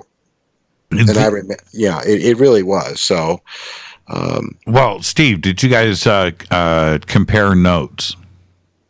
Yeah, we did. And, I told her what I remembered, and she told me that she remembered the same thing, pretty much the same. And it was, what do you do with that? It's still hard for me to believe, but it did happen. Okay, well, let's explore this a little bit. Yes, you guys met again at the support group, but let's go back to the encounter in this room somewhere. Did things go to the next level, or did they not happen? No, that's what I remember. And there were other times when that also happened. And I never met the person. Okay. It just didn't happen. And there were other times when the female didn't look human. And I did a drawing, which I'm going to put on Stellar probably tomorrow, of this sort of, well, they refer to as China dolls. And here's another case where I thought I was the only one that this happened to. And I had this experience. I come to on a metal table, and sitting on top of me is this sort of perfectly proportioned body female with bob dark hair and darkish eyes. They weren't pure black, but they were kind of bigger, and they were dark. And it was, she had total control of me, and I had no control over what was going on whatsoever. And she almost seemed to take delight in it. Well, later on, I started hearing from other people that they had the same experience. And in fact, a friend of mine that I'm still in touch with sent me some drawings of what he saw, and they were absolutely identical to my drawings. I'm almost picturing like a Nagel. A Nagel? Yeah. The painter. Oh. Well, almost like a Keen painting. Yeah. Yeah, it kind of, slightly Asian, and that wasn't the last time I saw these beings. So now, were they biological, or were they androids? No, she seemed absolutely biological. The anatomy was very human. It's just that the eyes were so different, and the features very slight. Are you comfortable in talking about this? Oh, sure. Why not? Everybody is. Okay. Because it's okay. It's somewhat hard to talk about, sure, because it's so incredibly fantastic. It's just like in my show when during the talk show scene, and my good friend Steve Altman is playing the talk show. That's his real name, actually. Yeah, Steve. Very talented comedian, and I thought he was perfect for that role because I had been in that situation so many times. And he says, "Come on now, this is so fantastic. Can't you see why this is so unbelievable?" And Mark's sitting there saying, "Well, I'm just telling you, that's what happened." Yeah, Steve should be a talk show host. Oh, he should. He's a fantastic talent. Yeah, he is. He's and that's a great scene. Okay, so when you started to have these sessions with Yvonne, were you able to remember everything that came out during the session? Pretty much. I had a great deal of memory surrounding the events, but then there were these big sections of it that were missing, and it was pretty amazing stuff came out. Now, I've got to point out to listeners, we've all heard it before about hypnosis, and we hear how hypnotherapists can, whether they do it willingly or just because we're all human, we make mistakes sometimes, they will lead you. So do you see an alien in the room? And of course, there are those who say if they suggest that, then under hypnosis, that's what you're going to manifest. I got to make this really clear. Yvonne never did that. She was absolutely pure when it came to that. She would just take you back to a time when you remembered something happening, and she would ask you to relive it and report to her what you were seeing and feeling. And that was it. And some of these sessions were quite amazing. One time in particular, we've been under, and I've been doing a very long session. It was like an hour or something like that. And I don't remember all the details of that particular session, except for one part that I'll never forget. And that is when Yvonne went to wake me up. She couldn't wake me up. And that's because this tall gray, you've heard it before, who I always felt was female, and I felt that I had been in association with this being all my life, had hold of my throat, and she's looking at me and she's saying to me, "Why do you come to this woman? Don't you know she can't help you? If I don't want to let you go, I won't." And then with the thrust of her hand, she pushed me back, let go of my neck, and then Yvonne got me awake.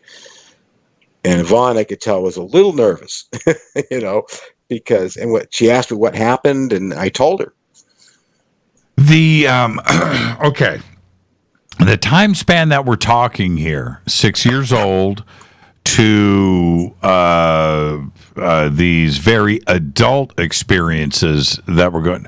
How old were you when the adult side of these things were happening? Oh, I'd have to say high school. High school. So yeah. We're talking about a 10-year span. Yeah. Okay. But I mean, it's been constant, off and on, and throughout my life. Well, we're going to get to that. We're going to get to that. But this 10-year span that I want to get to, you just mentioned this female tall gray with the hand on your throat that you thought was with you from the entire time. Was that indeed the case? And especially looking back now, was it contact from the very same being or entity? I just had a very funny sensation while you were asking me that, and the answer was yes. Wow. And it goes back further than 6 years old, because if you've been on Stellar, I know you are. Mm-hmm. And by the way, we so much appreciate this on Stellar. It's fantastic. But I put up a drawing I did of a being looking through the bars of a crib with a child with a teddy bear sleeping. Did you see that one? I'm going to go there now, but go ahead. Yeah, it's on one of my articles. That's a memory I have, and that predates being 6 years old. Some of this artwork, everybody should go to Steve's page. Send him a friend request too as well. But go through and look at some of this artwork, because it is beyond measure, man. It's okay, yeah, I'm looking at it here. Well, that's pretty creepy. That was done in the early 90s, so I had a little company called Dreamland Effects. Now, this predates anybody else using the title, and I used to sell artwork and sculptures of the Greys. Even Chris Carter bought a couple of them. And people would see the artwork also in the magazines and stuff, and I'd get all this email about that one in particular. It seemed that a great number of people had that memory of that face looking at them when they were just an infant. What I'm reminded of, man, that is just a crazy painting, by the way. Actually, it's a pencil sketch. Pencil sketch. When I look at this, was this part of Yvonne? Was this a? Yes, Yvonne. I have to give Yvonne a lot of credit for this. She encouraged. I remember one day she says to me, "Can you draw? Could you illustrate what you're seeing?" And I said, "Oh yeah, I can do that." So, and I ended up being an artist for her. And to this day, in her lectures that she does all around the world and conventions, she still uses a lot of that old artwork. I keep telling her, "I need to give you some new stuff because I'm better now," and all of this. So, but yeah, she was the one that really started that, and I produced hundreds of pieces of art during that period.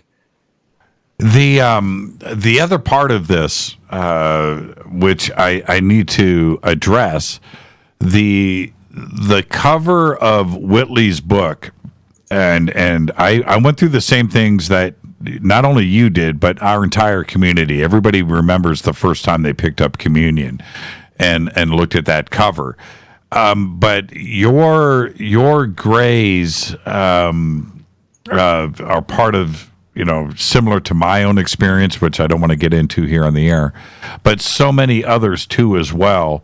How often does that happen where somebody comes up and goes, "Dude, that's exactly it"? It's still happening. I've still been getting, now of course I get emails, and people are indicating that all the time. And that's how I met Whitley, because he was doing the communion comics for Caliber, and he called me one night and said, "This is Whitley Strieber," and he told me that my grays were very accurate, and how did I know this kind of thing. So it's been happening for years, and it still happens. It's been an amazing ride, amazing trip going through all this, and having so many people reach out to me. And now, of course, I have my book out, but by the same title, but Something Is There, and I'm getting lots of email about the book too, because in the book I go into real great detail about starting when I was very young and all the way up to present day. Something I couldn't do in the first pilot. I could just generalize what had happened to me to get people kick-started before I go into the really heavy scripts I'm writing now.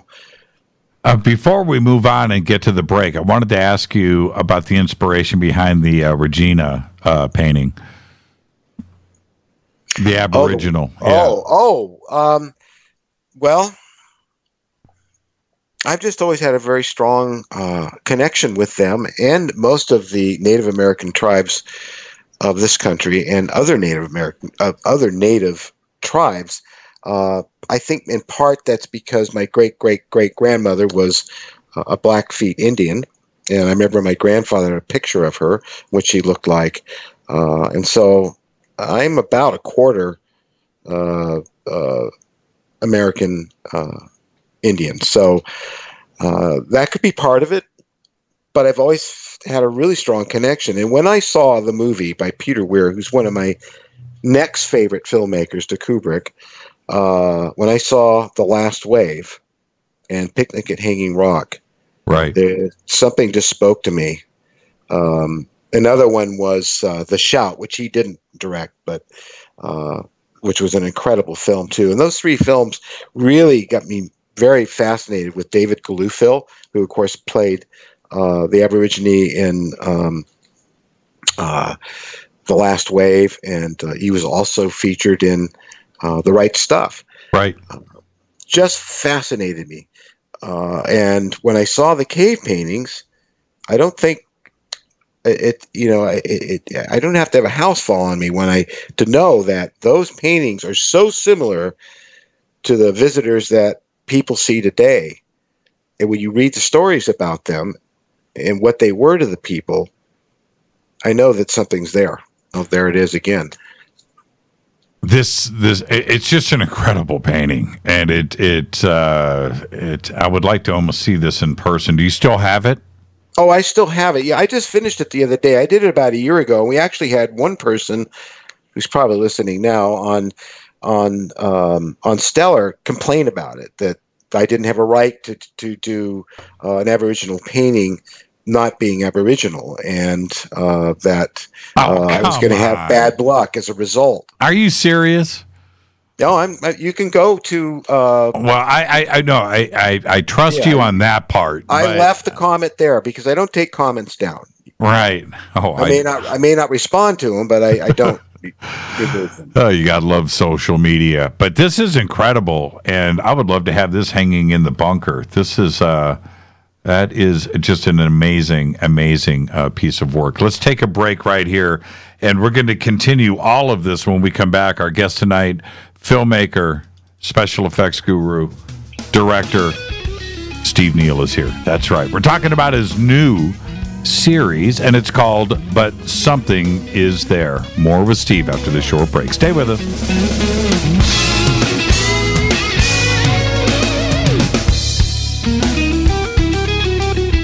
Hi everybody, this is Rob Halford, the Metal Guard on JimmyChurchRadio.com. This is KGRA Digital Broadcasting Station, Salt Lake City, Utah, Van Buren, Arkansas.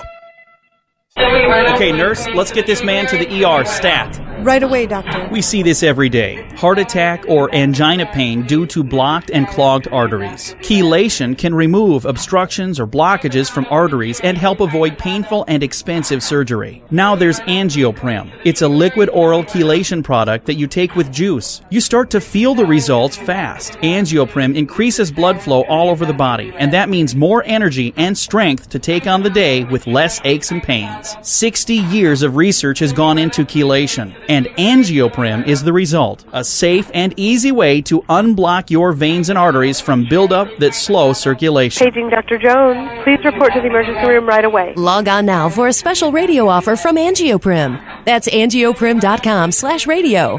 ANGIOPRIM. Angioprim.com/radio or call 877-882-7221. That's 877-882-7221. So, you love talk radio? Then you'll love TalkStreamLive.com. TalkStream Live is always on, 24/7 with the best streaming talk shows. Find your favorite talkers and discover some new ones. It's free, readily available online or on any smartphone or tablet. Finding your favorite talk shows all in one place has gotten a whole lot easier. Just go to TalkStreamLive.com. Be sure to download the free apps from Google Play or the iTunes App Store. Your contact for current news and trending topics. KGRARadio.com. What can I say about the most popular tea on the internet? And what do customers say about Life Change Tea at GetTheTea.com? A lot. But by federal law, we at GetTheTea.com cannot make claims to how this product can enhance your health. We cannot even post our testimonies without being in compliance. So how do we get past the hump? Try our products at GetTheTea.com and see for yourself. You can send us a testimony, but we just can't post it. Bummer. Our products are GMO-free and organic. We pride ourselves in being the best we can be, and we urge you to take charge of your health. We're 11 years strong, and many of our customers have shared their successes with friends and family. Protect your colon. Log on to GetTheTea.com. That's GetTheTea.com. GetTheTea.com. GetTheTea.com. Did you know that when you're on the road with limited data or Wi-Fi available, you can still listen to every minute of Fade to Black by just calling 605-562-4482. No smartphone, app, or internet needed. It saves your data plan and no extra cost if you have unlimited minutes. Just call 605-562-4482. You can listen to me, Jimmy Church, on any phone, anytime, anywhere. Go Beckley Tappy.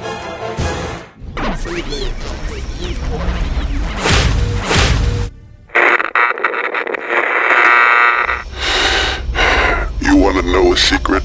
I love ponies. I really love ponies. I'm serious. I couldn't stay sane without ponies to brush. Why fade to black? Because you never got that pony, damn it. This is Fade to Black with Jimmy Church on the Game Changer Radio Network and KGRA, the Global Radio Alliance.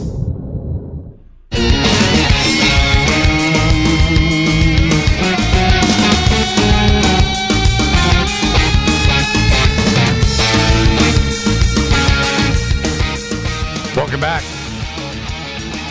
Fade to Black. I'm your host, Jimmy Church, on the Game Changer Network and KGRA The Planets. Our guest tonight, Steve Neill. And Steve, I'm just going to tell you, your artwork is now all over Twitter, by the way. Everybody's got it up there. Are you on Twitter?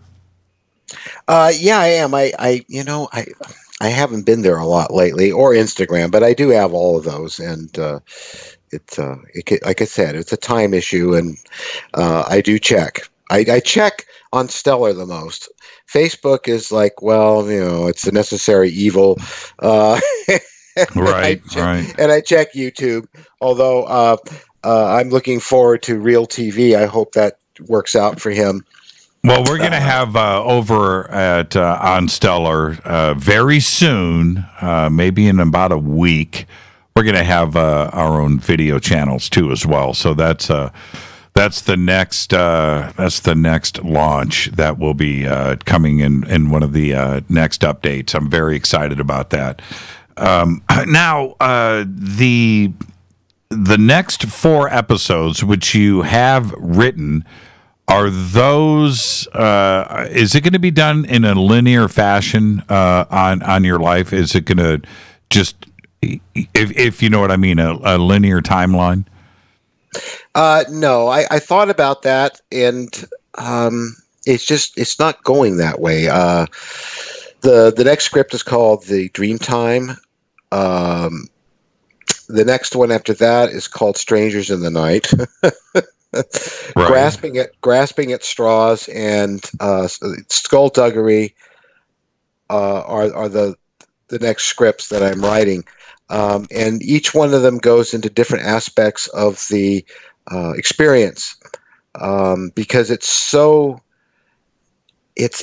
has so many aspects to it. It's not just strangers coming in the night and taking you out of your room and taking you to a different location and observing you, or even doing tests on you. Although I've had all that done, there's a great deal more to it, and it seems that overall,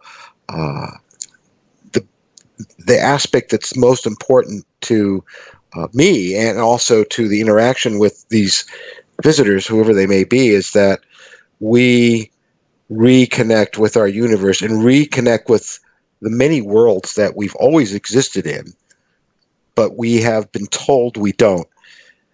We've been told we don't have psychic abilities. We've been told there are not ghosts. We've told that you don't live after your brain ceased functioning. We've been told all these things for years and years by people in control.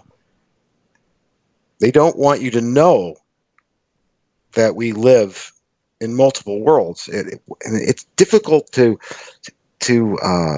come up with dialogue for this subject that really works, and it doesn't sound crazy. It all sounds crazy, but one of the issues is death, and I've had amazing experiences, as Whitley has had, and especially more recently with the passing of Anne, who I missed a great deal. That there is no end to our consciousness or to our souls once we pass on. I've had the same experience that Whitley has had. I had it much earlier in life, where someone died I loved and came to me and told me I was right about all this crazy stuff. And she even, as she was going off to leave, told me that I was right about the aliens too. That's what she called them. But there was absolutely no way that I knew this person was going to die, that they were sick, or anything like that. It was a fluke accident, and I had this amazing experience. I wrote about it in my book, and I am now finding that there is a connection between the visitor experience and the other side. That actually, those two worlds actually exist together. It's just as a race of beings, as a culture, we have separated ourselves from it. That aspect of it I find completely fascinating. And when I heard, this was years ago, when I first heard Whitley talk about that part of it, I really resonated with that. And that concept of it was something that I had never felt or heard from anybody else. And to hear Whitley speak about it, I'm telling you, that was a very, very life-changing thing for me to hear him present it like that. And going through to today, as we start to find out about scientifically other dimensions, parallel worlds, multiverses, and string theory, quantum theory, that this does indeed exist. And yes, that part of it is what I want to ask you about now. Is there, I know that you haven't fully answered these questions, but what about contemplating the possibility of what you are experiencing is actually us, maybe us from the future, that exist in another world, but it could be us, and it could be what is happening on the other side after we die? Well, of course, I've entertained all these possibilities and all these theories, but I go back to about, was it 1978, when I had the experience with Judy. She was my girlfriend, and on this particular night, she spent a night at a friend's house, and I had come home from being out to dinner with a friend, and I remember she called me and she left a message. I didn't pick up because I was so exhausted. I just wanted to go to bed. I was going to call her in the morning. Next morning, I had a screening to go to of a movie called Battle Beyond the Stars, which I worked on with, which was a Roger Corman movie, and so I was very excited to go to that. But what happened around 6:30 in the morning is I had this amazing dream, and the dream, of course, was Judy, and she was. I've suddenly found myself floating in like clouds with this ridiculous new age sounding ambient music in the background and colored lights moving through the clouds. And she comes out butt naked except for a pair of underwear on, panties. And she floats up to me and she puts her arms around me and she says how incredible she felt, how beautiful all this was, and not to worry about her, that she had to move on, that she was going to go, but she had to come say goodbye. She had to tell me I was right. We do live after we die. And, oh, by the way, those silly aliens you always used to tell me about, they're real too. And we hugged, and it was an amazing emotional moment, and she left. And I woke up going, what the hell was that? It was a very powerful dream. I just thought it was a dream. I had no time for it. I was young. I couldn't wait to get to premiere and see my work on the big screen.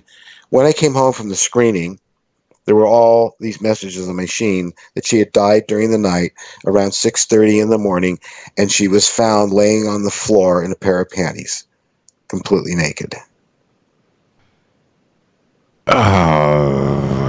So that I got ill for 2 weeks. For 2 weeks, I couldn't keep food down. I was just really, really, really sick, and I've never forgot it. And when I think about it, I just think to myself, what an incredibly beautiful little soul she had, that she made that effort to do that for me. That's exactly where I was going. Okay, so you have all of the emotional side of that, and I get that. But probably, and not to be cavalier here, but to something even bigger than that is the verification of something else to us and this world. I mean, how tremendous is that? It's huge. It happened to my mother too, and I remember her telling me the story of waking up in the night and her grandmother sitting on the bed, and she said, I came to say goodbye to you. I really, really love you so much. And then the phone rang, and she looked, and her grandmother was gone. And then she heard my grandmother, her mother, on the phone in the hallway, and she broke into tears. And then she came in and said, "Honey, your grandmother just died." So on both sides of my family, this kind of thing is apparent. There's something else to this too, Steve, which is science wants to tell us that once your brain stops, that's it, right? There's nothing else. There are no memories. There are no dreams. There aren't anything. Everything about you is now dead. It's done. And then we have something like this with Judy, which clearly represents the continuation and a connection, not only with the soul, but with the universe and with you. And we have the ability to do just that. And the two now, I think today, scientifically, are starting to join, and they're understanding that. But the soul doesn't stop when the brain stops. No. And we can be with our loved ones still. I still see my late wife, Jilly, who passed from cancer back in 2013, a brutal battle with it, which she lost. And I constantly am having experiences with her when I'm asleep at night in a different world with her, and she's fine. And when it first started happening to me, I was so confused. I would see her daughter there, and everything seemed fine. And I said, "This doesn't make any sense. Your mom died. I know she died. This can't be right." It took me a while to realize that something else was going on here, that it wasn't a dream, that it was actually real, and that Whitley and I talked about it a lot. And I'm still in touch, and it's because the way we are taught by our culture, we resist these things happening to us, and it can make you crazy. In fact, it could be part of the reason the world is so crazy is that it can't accept that we're part of that world on the other side as much as we're part of this one, and that if the two could come together and we live in both of them, I think people will be in less of a hurry and less likely to want to hurt each other and steal from each other and everything else if they knew that it didn't all end when that brain stopped functioning. How connected is everything, Steve? If one of these elements of the paranormal or the supernatural, our community, if one domino falls, and I say this all the time, don't they all fall? Well, I think so. I know that all these, I avoid that word believe. I really don't like it. This poster says, I want to believe. I want to know. And it's okay not to know. And what I know is that all these events, all these phenomena are connected. They're not separate. And that also, I think that extends, off planet, off planet to other planets, but I mean the universe in general.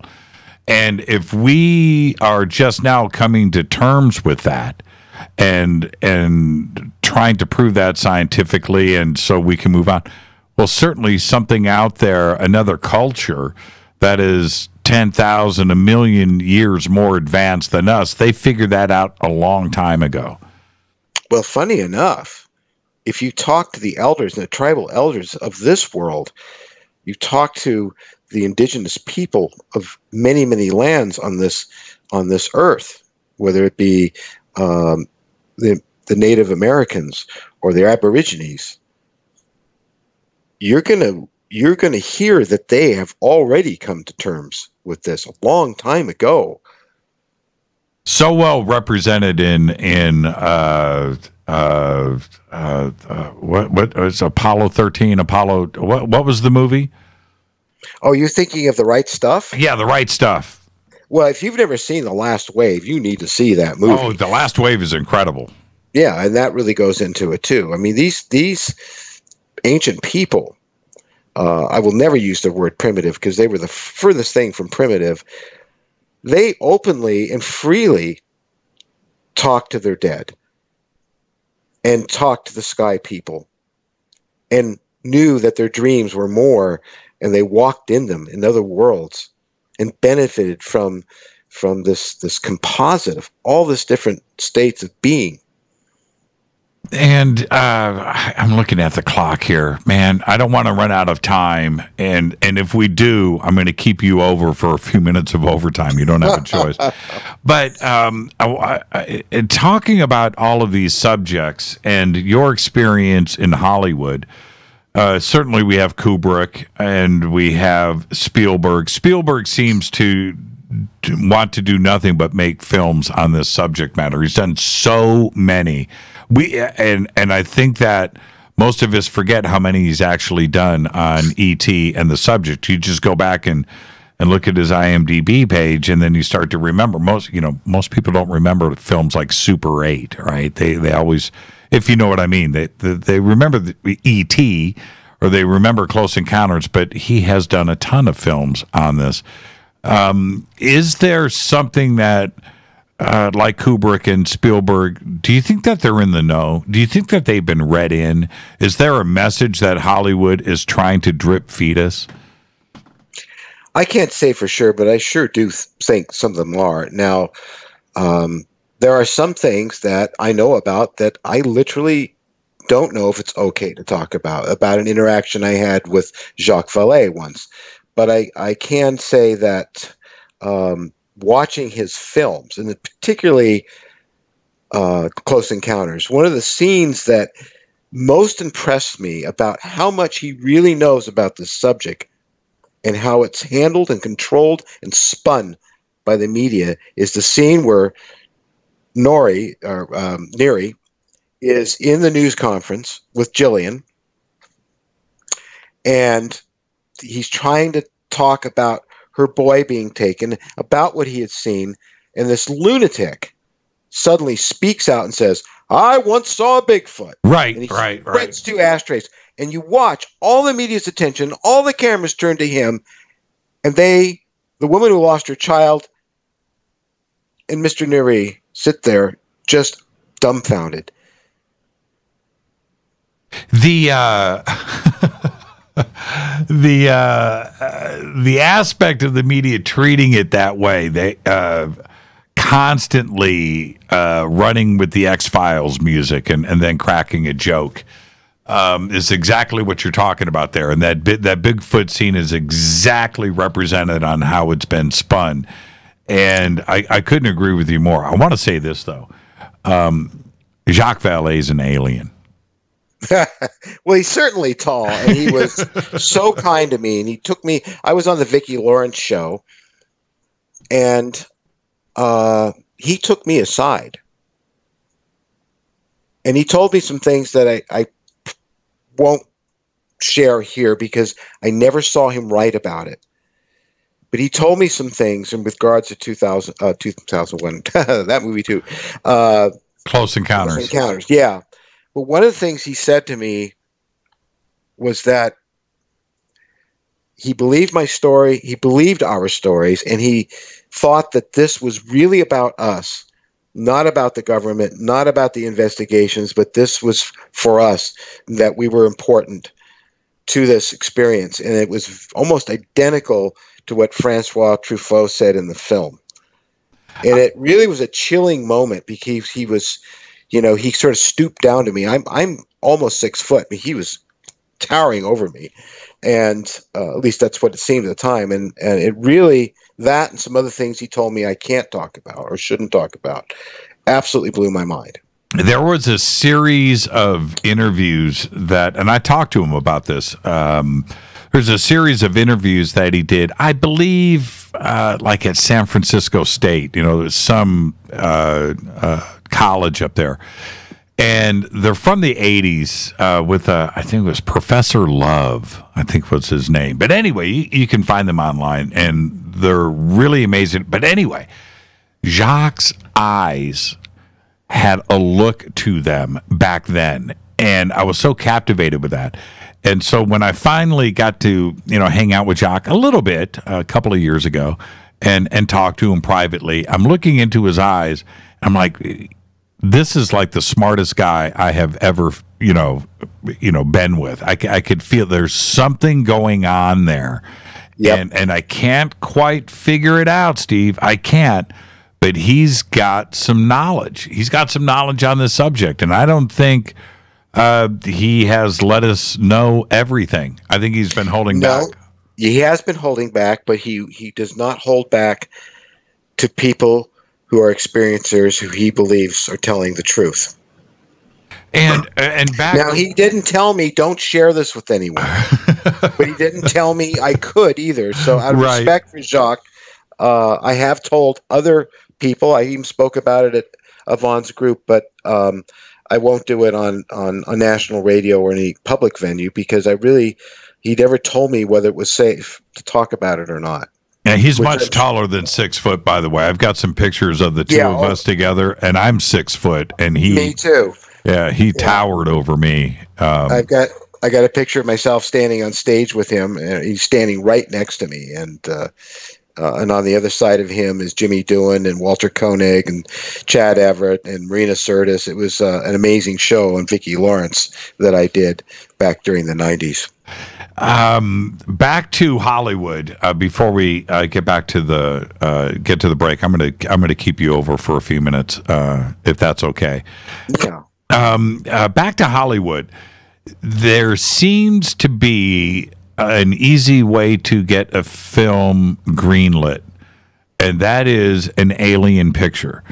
And we have had, over the last couple of years, a run of pretty extraordinary films, like Arrival. Yes. Why is it that they get greenlit? Do you think that it's part of the production team and the presidents and the vice presidents and the head of productions and they're fans of the genre, or is it that the audiences need to see this? They buy the tickets, right? Yeah, they do. But, as far as I know, Arrival was not that well received. Correct me if I'm wrong, but it didn't do that well. Which would say what? Whenever I see a film like this, I always look to Mary and say, this was terrific. Everyone told me this was a piece of garbage, that I wouldn't like it. This is amazing.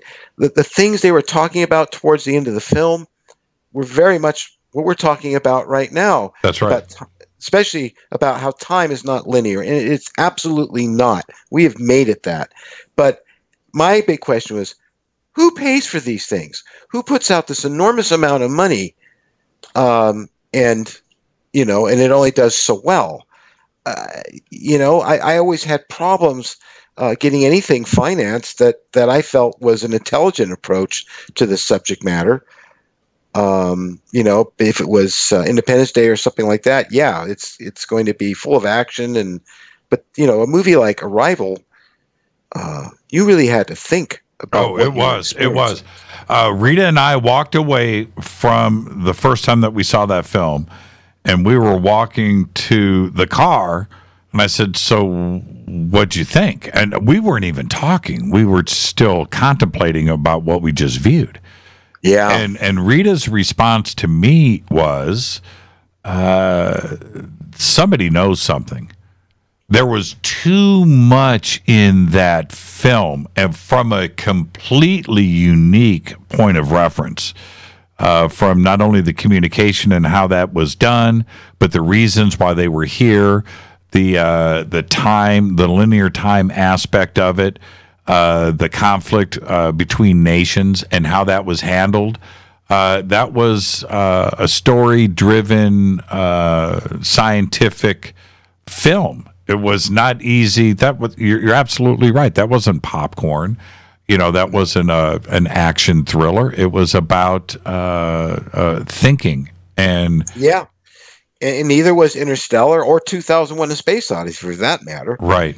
I remember being at a MUFON event. I was speaking and showing my artwork, and when I said that probably the most significant movie besides the UFO incident with James Earl Jones and Estelle Parsons done in the 70s, 2001: Space Odyssey was one of the most significant films made in relationship to this phenomenon. And they looked at me like I just said, and I ate a goat for dinner or something. They just kind of looked at me blank, like, what the heck does that movie have to do with alien abduction? Well, that's and it goes back to the point that I can't get this out of my head, Steve, which is there is an agenda here with filmmaking and Hollywood. And I think the message is pretty clear. And when we look at these days of disclosure that we're going through now, when the big event happens, right, whether it's an Independence Day type of event or not, but we're going to be pretty accepting of the situation when it happens because we've seen it all before. It's already happening. I mean, it's amazing to me when the Defense Department released that footage and when the Pentagon admitted to what that they'd been covering up, and it was everywhere. People went, "Oh, that's nice." Yeah, that's exactly what happened. They're numb, comfortably numb. No, but that's exactly what happened, and everything that like the Brookings or Condon, or you look at any of the stuff that was officially released as scientific study on how the world would accept it. Well, the opposite happened. It wasn't Orson Welles, right? It wasn't War of the Worlds. It was about as polarizing and 180 degrees in the other direction as it could have been. It was pretty blasé, the reaction. And silence also from the Vatican. I got to take a break right here, Steve. Stay right there. We'll do a little overtime right after this. I'm your host, Jimmy Church. This is Fade to Black. Stay with us.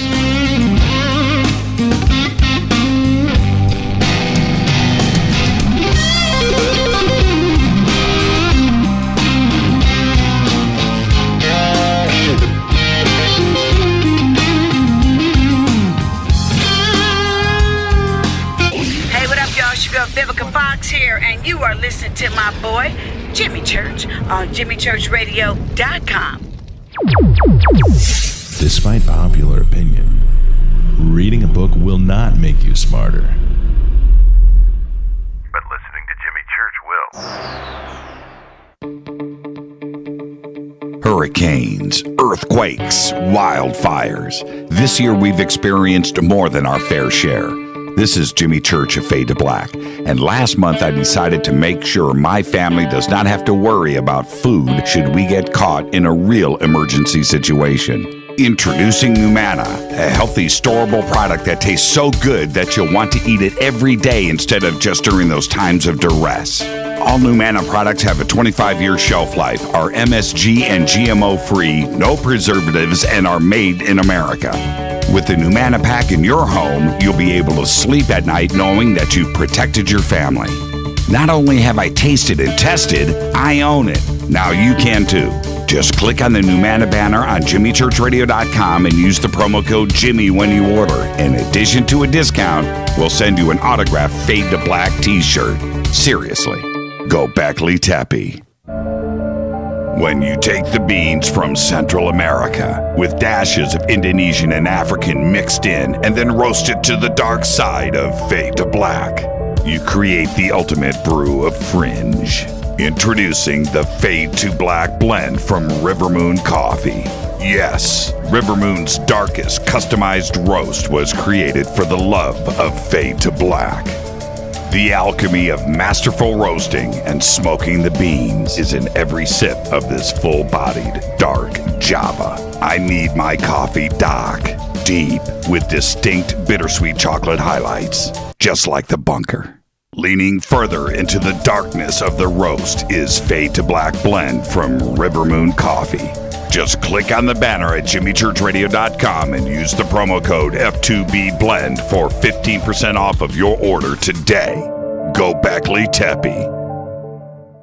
Hey, can we talk about something serious for a minute? Your age. Getting old has its perks. But remember, being a few years younger, you know, your hair was thicker, you didn't have so many wrinkles, that extra weight wasn't haunting you, and you just felt better. Well, we can't turn back the clocks and go back 10 or 15 years, but you can start feeling and looking 10 or 15 years younger with Nature's Youth RSF. It's a doctor-formulated daily supplement that helps your body maintain its peak performance and fight the aging process. Imagine sleeping better, looking better, and feeling better. See how Nature's Youth RSF has helped thousands of people just like you at nature'syouth.com. nature'syouth.com. The holidays are coming. Imagine how it will feel when your family and friends are asking you what you did to look so good. Your secret will be Nature's Youth RSF. It's time to start looking better and feeling better. Learn more and order your Nature's Youth RSF at nature'syouth.com. That's nature'syouth.com. Erica, Brittany, Gabby, and you're listening to JimmyChurchRadio.com. It's not a lifestyle we chose. We were born this way. KGRARadio.com.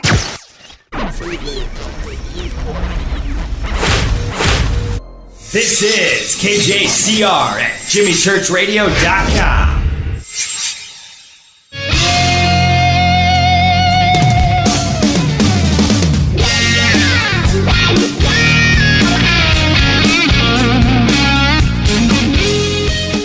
Welcome back, Fade to Black. I'm your host, Jimmy Church. I want to remind everybody our Soul Tech Gathering is going down at ECETI Ranch August 9th through the 12th. Just go to the links right there at jimmychurchradio.com to soultechgathering.com. We've got James Gilliland speaking, Jason Quidd, Matthew Ryan, Michaela Sheldon, Teresa Yanaris, Holly Marie, Mary Gabrielle, John Lund, Dana Harvey, Billy Carson, Laura Cantu, and Christine Contini. We're going to be up there teaching for 4 days, August 9th through the 12th, soultechgathering.com. We've got some limited tickets still available, and everything that you need is right there, soultechgathering.com. Our guest tonight is Steve Neill, filmmaker, special effects guru. Do you like that title? I mean, I can't. Oh, sure, why not? I mean, you know. Now I want to go back. I want to ask some deeper questions about your experiences, and one of them is this: did you ever see? I don't want to ask a leading question here, but I'm going to. Did you see any military, any uniforms, anything like that when you were in these rooms, or what could have been craft? Yes, absolutely. In fact, there's a transcript taken from which has a lot of misspellings in it. I found out later somehow that was overlooked during the editing process, but nevertheless, it was a transcript verbatim of the tapes that Yvonne had of me, and it was called Head Wound, is what she called it, and it was one of many, and I did, and in this particular case, I pretty much remembered everything that happened and how I was taken out of my house and taken up into one of those dark holes, and it ended up in this facility. It looked like a hospital, and it was a mix of human beings, doctors with white smocks on and ID badges, and the Greys. And I was taken to an operating room of sorts, and it looked very, very human, not visitor style at all. And they put me on this table, and they put this device on my head. They immobilized me, and they sedated me somewhat, and they put this device on my head, which whirled its way into my skull. It was a little painful, but the device had a way of numbing you. It felt cold. So, if you're very cold, you don't feel pain as much in a particular area. And these smaller gray types did this to me. And when they were done, this doctor came in, and I can describe him exactly. He was about 44, 45. He's balding on top, dark hair, wire rimmed glasses, mustache. And he was kind of a cocky sort of guy, and he came in, and he's looking at what they did, and he said, "This isn't supposed to look this way. What did you do?" don't you know he's going to know something happened? And he was really upset because it did leave a hole in my head, and it left a little scar. And that was one time. And I remember I went to my dear friend Roger Lear, and he looked at the injury and told me that the clear fluid coming out was spinal fluid of some type, and there was a hole right through my skull, straight into my brain. And then other times I was, again, in a facility like this, and one time I was on a table. There were a lot of other people in the room also passed out on tables, and I got up, and there was no one around, and I pushed open doors and walked in this hallway. I was really disoriented, and one of the taller grays just came out of this door and looked at me like, "You're not supposed to be here," and then it ran off, and I said, "Oh." So I ran down the hallway a ways, I opened these doors, and I walked out into this cavernous expanse, and it was like a cavern had been dug out underground, and they had built these buildings. They built the buildings just in this huge cave that was artificial, that had been bored out somehow. And I could hear Jeeps driving around and all kinds of military signs. And many other times I saw the actual military. I was in the back seat with another experiencer, and we were driving through this tunnel, and we were stopped, and there were military people there checking IDs and stuff. Yes, it's happened a number of times. It hasn't happened in years, but this was during the period in the 90s. A lot of people were claiming they were going to underground bases in China Lake and places out in the Tehachapi and Edwards Air Force area. I don't know that for sure, but it sure felt like it, and it happened a lot. What does do you contemplate those aspects of it, that some of these abductions and experiences are our own government doing this, possibly to mislead, so those that are experiencing will go out and talk about this and get taken one of two ways. Either they're completely nuts and crazy and making it all up, or B, that these alien abductions are real, but they may not necessarily be alien abductions. It may be us doing it. Well, that's true, and I've contemplated that as well. I really don't know for sure. It could be that they're taking advantage of the situation, abducting us, and to examine us, to run tests, to see what the visitors are doing, because they may be in despair, not knowing what's being done to so many millions of people. And I think it is in the millions. I think a lot of people never remember it, don't even know it's happening. Right. But one of the things I experienced quite often, and you know about the Coronado. Oh, yeah, I have the book here, sure. Yeah, well, Sam is me, and that's when I didn't know that. What? You're Sam in Coronado? That's correct. Oh, see, Yvonne is good. She never told me. Well, the thing is my late wife wanted me out of this. She was scared to death by this whole thing, but that's another half hour to an hour. But so I when Vaughn wrote the book, I said, please don't use my name because it'll upset my wife. One of the things that wasn't in there, and I know came out in her hypnosis, was when the gentleman I was staying with in the same room, and we were both taken, I came to, and I was floating on my back, cold in the sky with this blue light, this dark hole over the top of me, the one I'm used to seeing, and there were two military helicopters, and there was looked like a police helicopter, and they're hovering just outside the field of the beam, and they have their beams on us, watching this whole thing happen. And when they took us up through this black hole, which I'm starting to think more and more, this is sort of dimensional opening, or literally some kind of black hole that tears an opening in time space as we know it, to be able to transport us from one place to another. Again, everyone listening, this is just theory. This is just a hunch I have. It's not set in stone. But once we're in there, I'm sitting on a table with the visitors, and my friend is on a table, and they're doing all kinds of tests and probing him, and he's resisting, and he's crying out, and I'm saying, well, how come this isn't being done to me? And they told me that I was different, that it wasn't like him, and the agenda with me was different than the agenda with him. Well, and what this suggests is the third possibility here, which is cooperation between ET and our government, and that is the other part of this, which is probably just as equally scary as scenario number 1 or number 2. It is, and of course it worries you. It worried me a great deal back during the 90s because it was happening so often. But again, ultimately, I don't know. I'm okay with that. I don't know, but I really hate to theorize and be wrong. Now, so choose.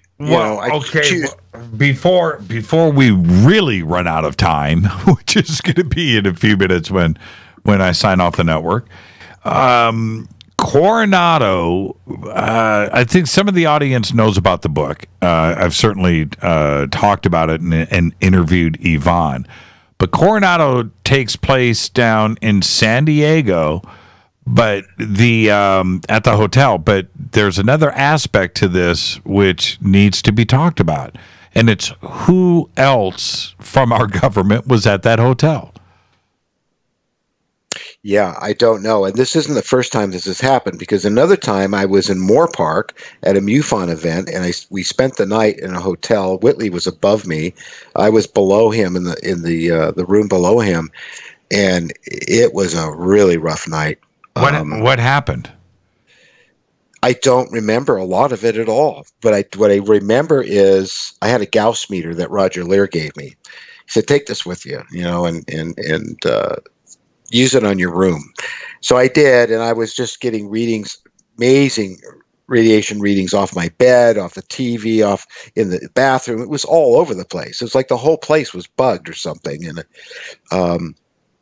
that night, we all went to bed, and I woke up so hungover. I knew something had happened. I didn't remember what had happened, and my back hurt. I remember it hurt really bad. I checked the room again, and there were no readings on the Gauss meter whatsoever. It was completely flatlined. And I went and saw Whitley and Ann, and I told them what happened.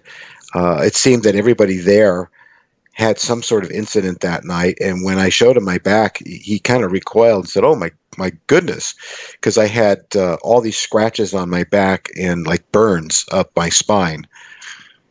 Well, that took a long time to go away, and many of the people there that night also claimed that they had something happen. So it seems that sometimes when groups of and there's a large number of Yvonne's group there, and Yvonne, when they get together, that this will happen.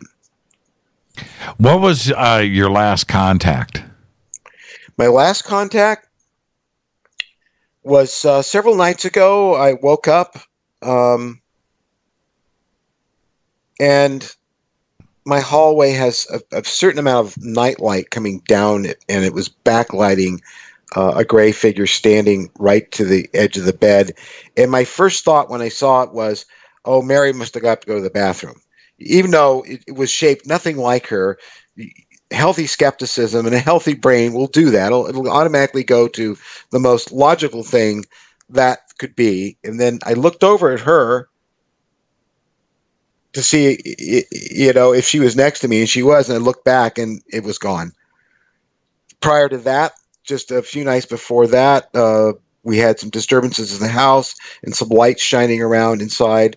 I also had one right next to me by the bed, backlit by bright lights coming through my shutters, which were closed, but it was coming through the cracks. But probably one of the most amazing things that happened, and you saw it in the end of the show, but something is there. And that's what happened with Whitley and I when I saw the triangle. What you saw at the end there exactly happened. Now, what he's referring to, now that's a really cool scene.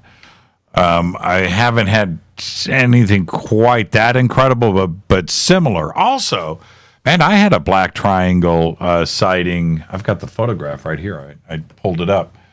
I shot on film, Steve, up in Monterey. Wow. And I'll hold it up to the cameras right here. Here's the picture. I don't have picture right here, but if you could email me that, I would love to see it. It's I shot it in 1995 on a 35 millimeter camera, and I'm up at the beach in Monterey. We were walking between Monterey and Pebble Beach, right? So we're walking down the beach, and I took this picture. There was something up shooting across the sky. And you go and you look at this picture, it looks like clouds, right? That's what it looks like. But right in the middle of this picture is a little black dot. And then you put a jeweler's loop on it. It's way up in the clouds. You put a jeweler's loop on it. It's like 60,000 feet. You know, it's like crazy. Right. It's a black pyramid. It's crazy. It was shooting across the sky, then stopped, and then curled around and shot up at the end of the cloud and went into the blue and just disappeared. But I happened to catch this one shot. I'll put my finger on it for everybody. The black dot is right at the tip of my finger. You can just, I'm holding it up to the camera. There it is. You can see it. It's right there. It's crazy. You put the jeweler's loop on it, and all you can say is, WTF? Exactly. What is that? Well, when I saw that with Whitley, it was, I have been seeing a lot of craft up close and personal and all my life, but, it just never gets old. I mean, and that's the first triangle. That's the second triangle. The first one was with Mary when we were just starting to go out. And, of course, nothing would do that she would have an experience with me. But that one that night with Whitley and being on the phone with him, it was just amazing. I can't put it into words. So, and the message I got, there's still hope. Don't give up. Now, you mentioned this earlier, so I want to stay on this. When so much today, whether it's channeling or direct communication, and you've had the same things happen, where the message seems to be pretty clear. It's a positive one. It's not a negative one. Is that where we are at now? I hope so. I mean, it seems positive, or is it just we want it to be positive, and what it really is practical, that it's the right thing to do. I've never been harmed that I know of. I certainly have. I have implants. I have one exactly like Whitley in my ear. I found amazing things in my body on X-ray, but I'm still very healthy, very much alive. I'm 66 years old. I do yoga every morning, 2-mile walk. I'm very limber. My health is good. I've never been harmed. I've been terrorized to a degree. I've been frightened. I've been putting through terrible ordeals through experiences with them, but it always seemed in the end to be something that elevated my consciousness and my ability to perceive the world in a way that made more sense. How does the communication happen? Do they actually speak? I've heard them speak, and it's breathless, and it's like in the center of your mind. But then again, sometimes I just feel it. I did with that message that night. It was something it felt like I used to do my own developing and printing and photography. I've always been a photographer and a camera nut. And when you would develop in the dark room in the red light and you're developing the 8x10 black white print would sort of fade up, it had that kind of feeling. It's difficult to put into words. Have you, what about current sightings? I understand the black triangle, but what I'm referring to is what I do now with groups of people, where we go out and sky watch, night vision goggles, and I've seen some pretty extraordinary things that I've been very, very public about. What do you think about those sightings today? And do you do it? I haven't. I'd like to. I have 3 amazing telescopes, one quite large, and I'm dying to get out and go to a star party. I keep telling Whitley he's got to come with me. He wants to, and bring his grandson. I would very much like to do that, because whenever I do, and the last time I was out camping with some friends and they were skeptical, they witnessed some amazing things, just like you're talking about. It completely changed their lives. But one of the most incredible ones is when I was in Fraser Park with my friend Mark, and we were doing deep sky photography through our Celestrons, and he started shining a light at me. And to make a long story short, I got pissed off, stopped the exposure, and turned over to him and started to say, "What do you think you're doing? You know better than it, Mark." And he's got his back to me, away from his telescope, and he's staring at this large sphere.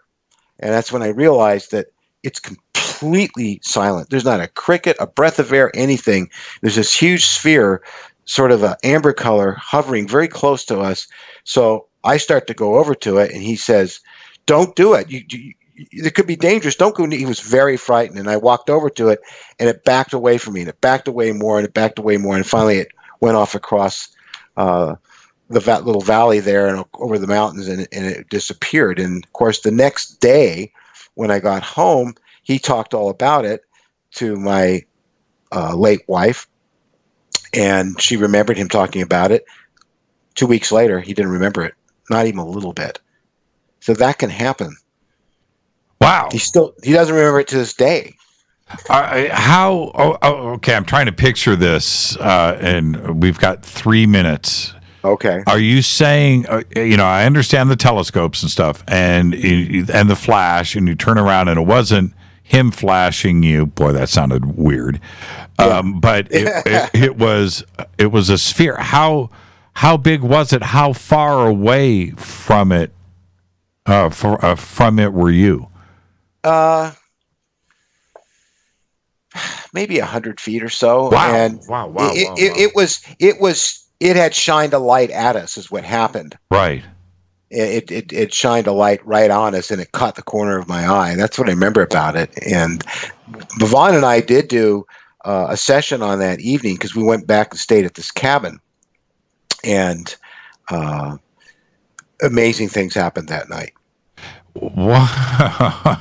How big was it? How big was it? Yeah. I mean, if I had to estimate, maybe 30 feet across, but it wasn't what I experienced under hypnosis later on. I mean, I did see that under hypnosis. Everything was the same. But later that night, the cabin, the classic lights came in the windows, and then the grays came in, and they took me, and I went into the kitchen, and they had me by the hand, and we're heading towards this door, and I'm thinking, aren't they going to open it? And the next thing I knew, we both went right through the door. And I felt this little tug on me, like I had passed through something.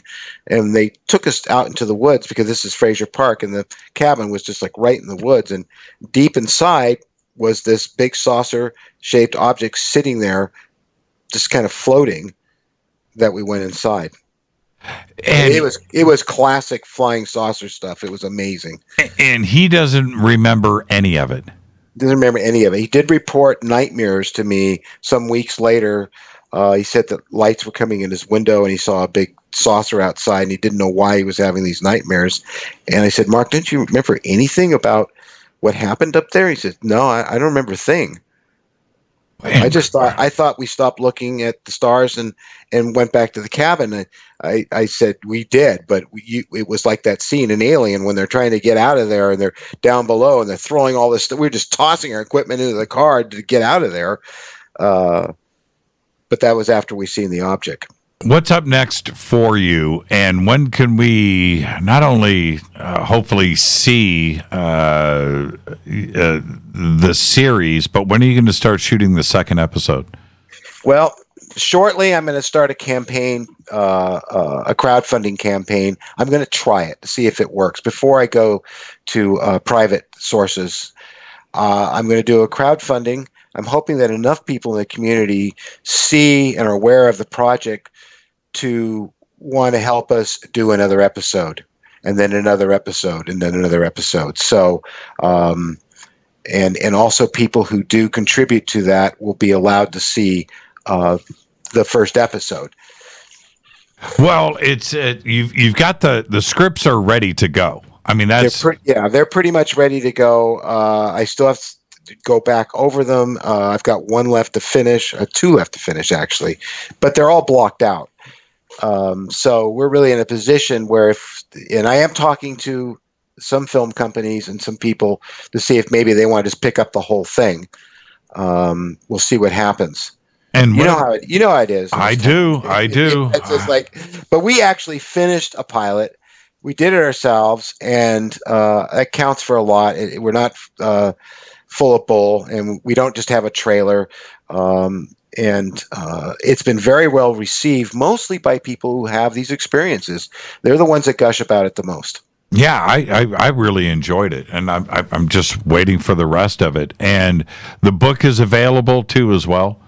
That's on Amazon. If you just type in "But Something Is There" or Steve Neill, you'll get the book, and it goes into all kinds of amazing details about experiences I had with my other grandparents up in Bernie, California, and a lot of other things that have happened to me. Fantastic conversation tonight, Steve. Yeah, I really enjoyed it. Thank you so much. Give my best to Mary, and I can't wait to get you back on the show. Thank you so much. I'll be happy to come back. Thanks so much, Jimmy. Steve Neill. And you can just go to jimmychurchradio.com, steveneillsgarage.com. The links are there. And, of course, butsomethingisthere.net. Both links are over at jimmychurchradio.com. Faded Black's executive producers Rita Camurian. Show is produced by Hilton J. Palm, Renee, Dennis, and Bob's. Announcers are Steve Harder, Gene Vito, and Mark D. Kovar. Our webmaster is Drew the Geek. Music, Doug Aldrich. Intro, Spaceboy, spaceboymusic.com. Fade to Black is produced by KJCR for the Game Changer Network, and syndication is KGRA, The Planet. This broadcast owned and copyrighted 2018 by Fade to Black and the Game Changer Network. It cannot be rebroadcast, downloaded, copied, or used anywhere in the known universe without written permission from Fade to Black or the Game Changer Network. I'm your host, Jimmy Church. You can follow me on Twitter at JChurchRadio. Tomorrow night, right here, Lori McDonald. Until then, everybody be safe. Go Beckley Teppy.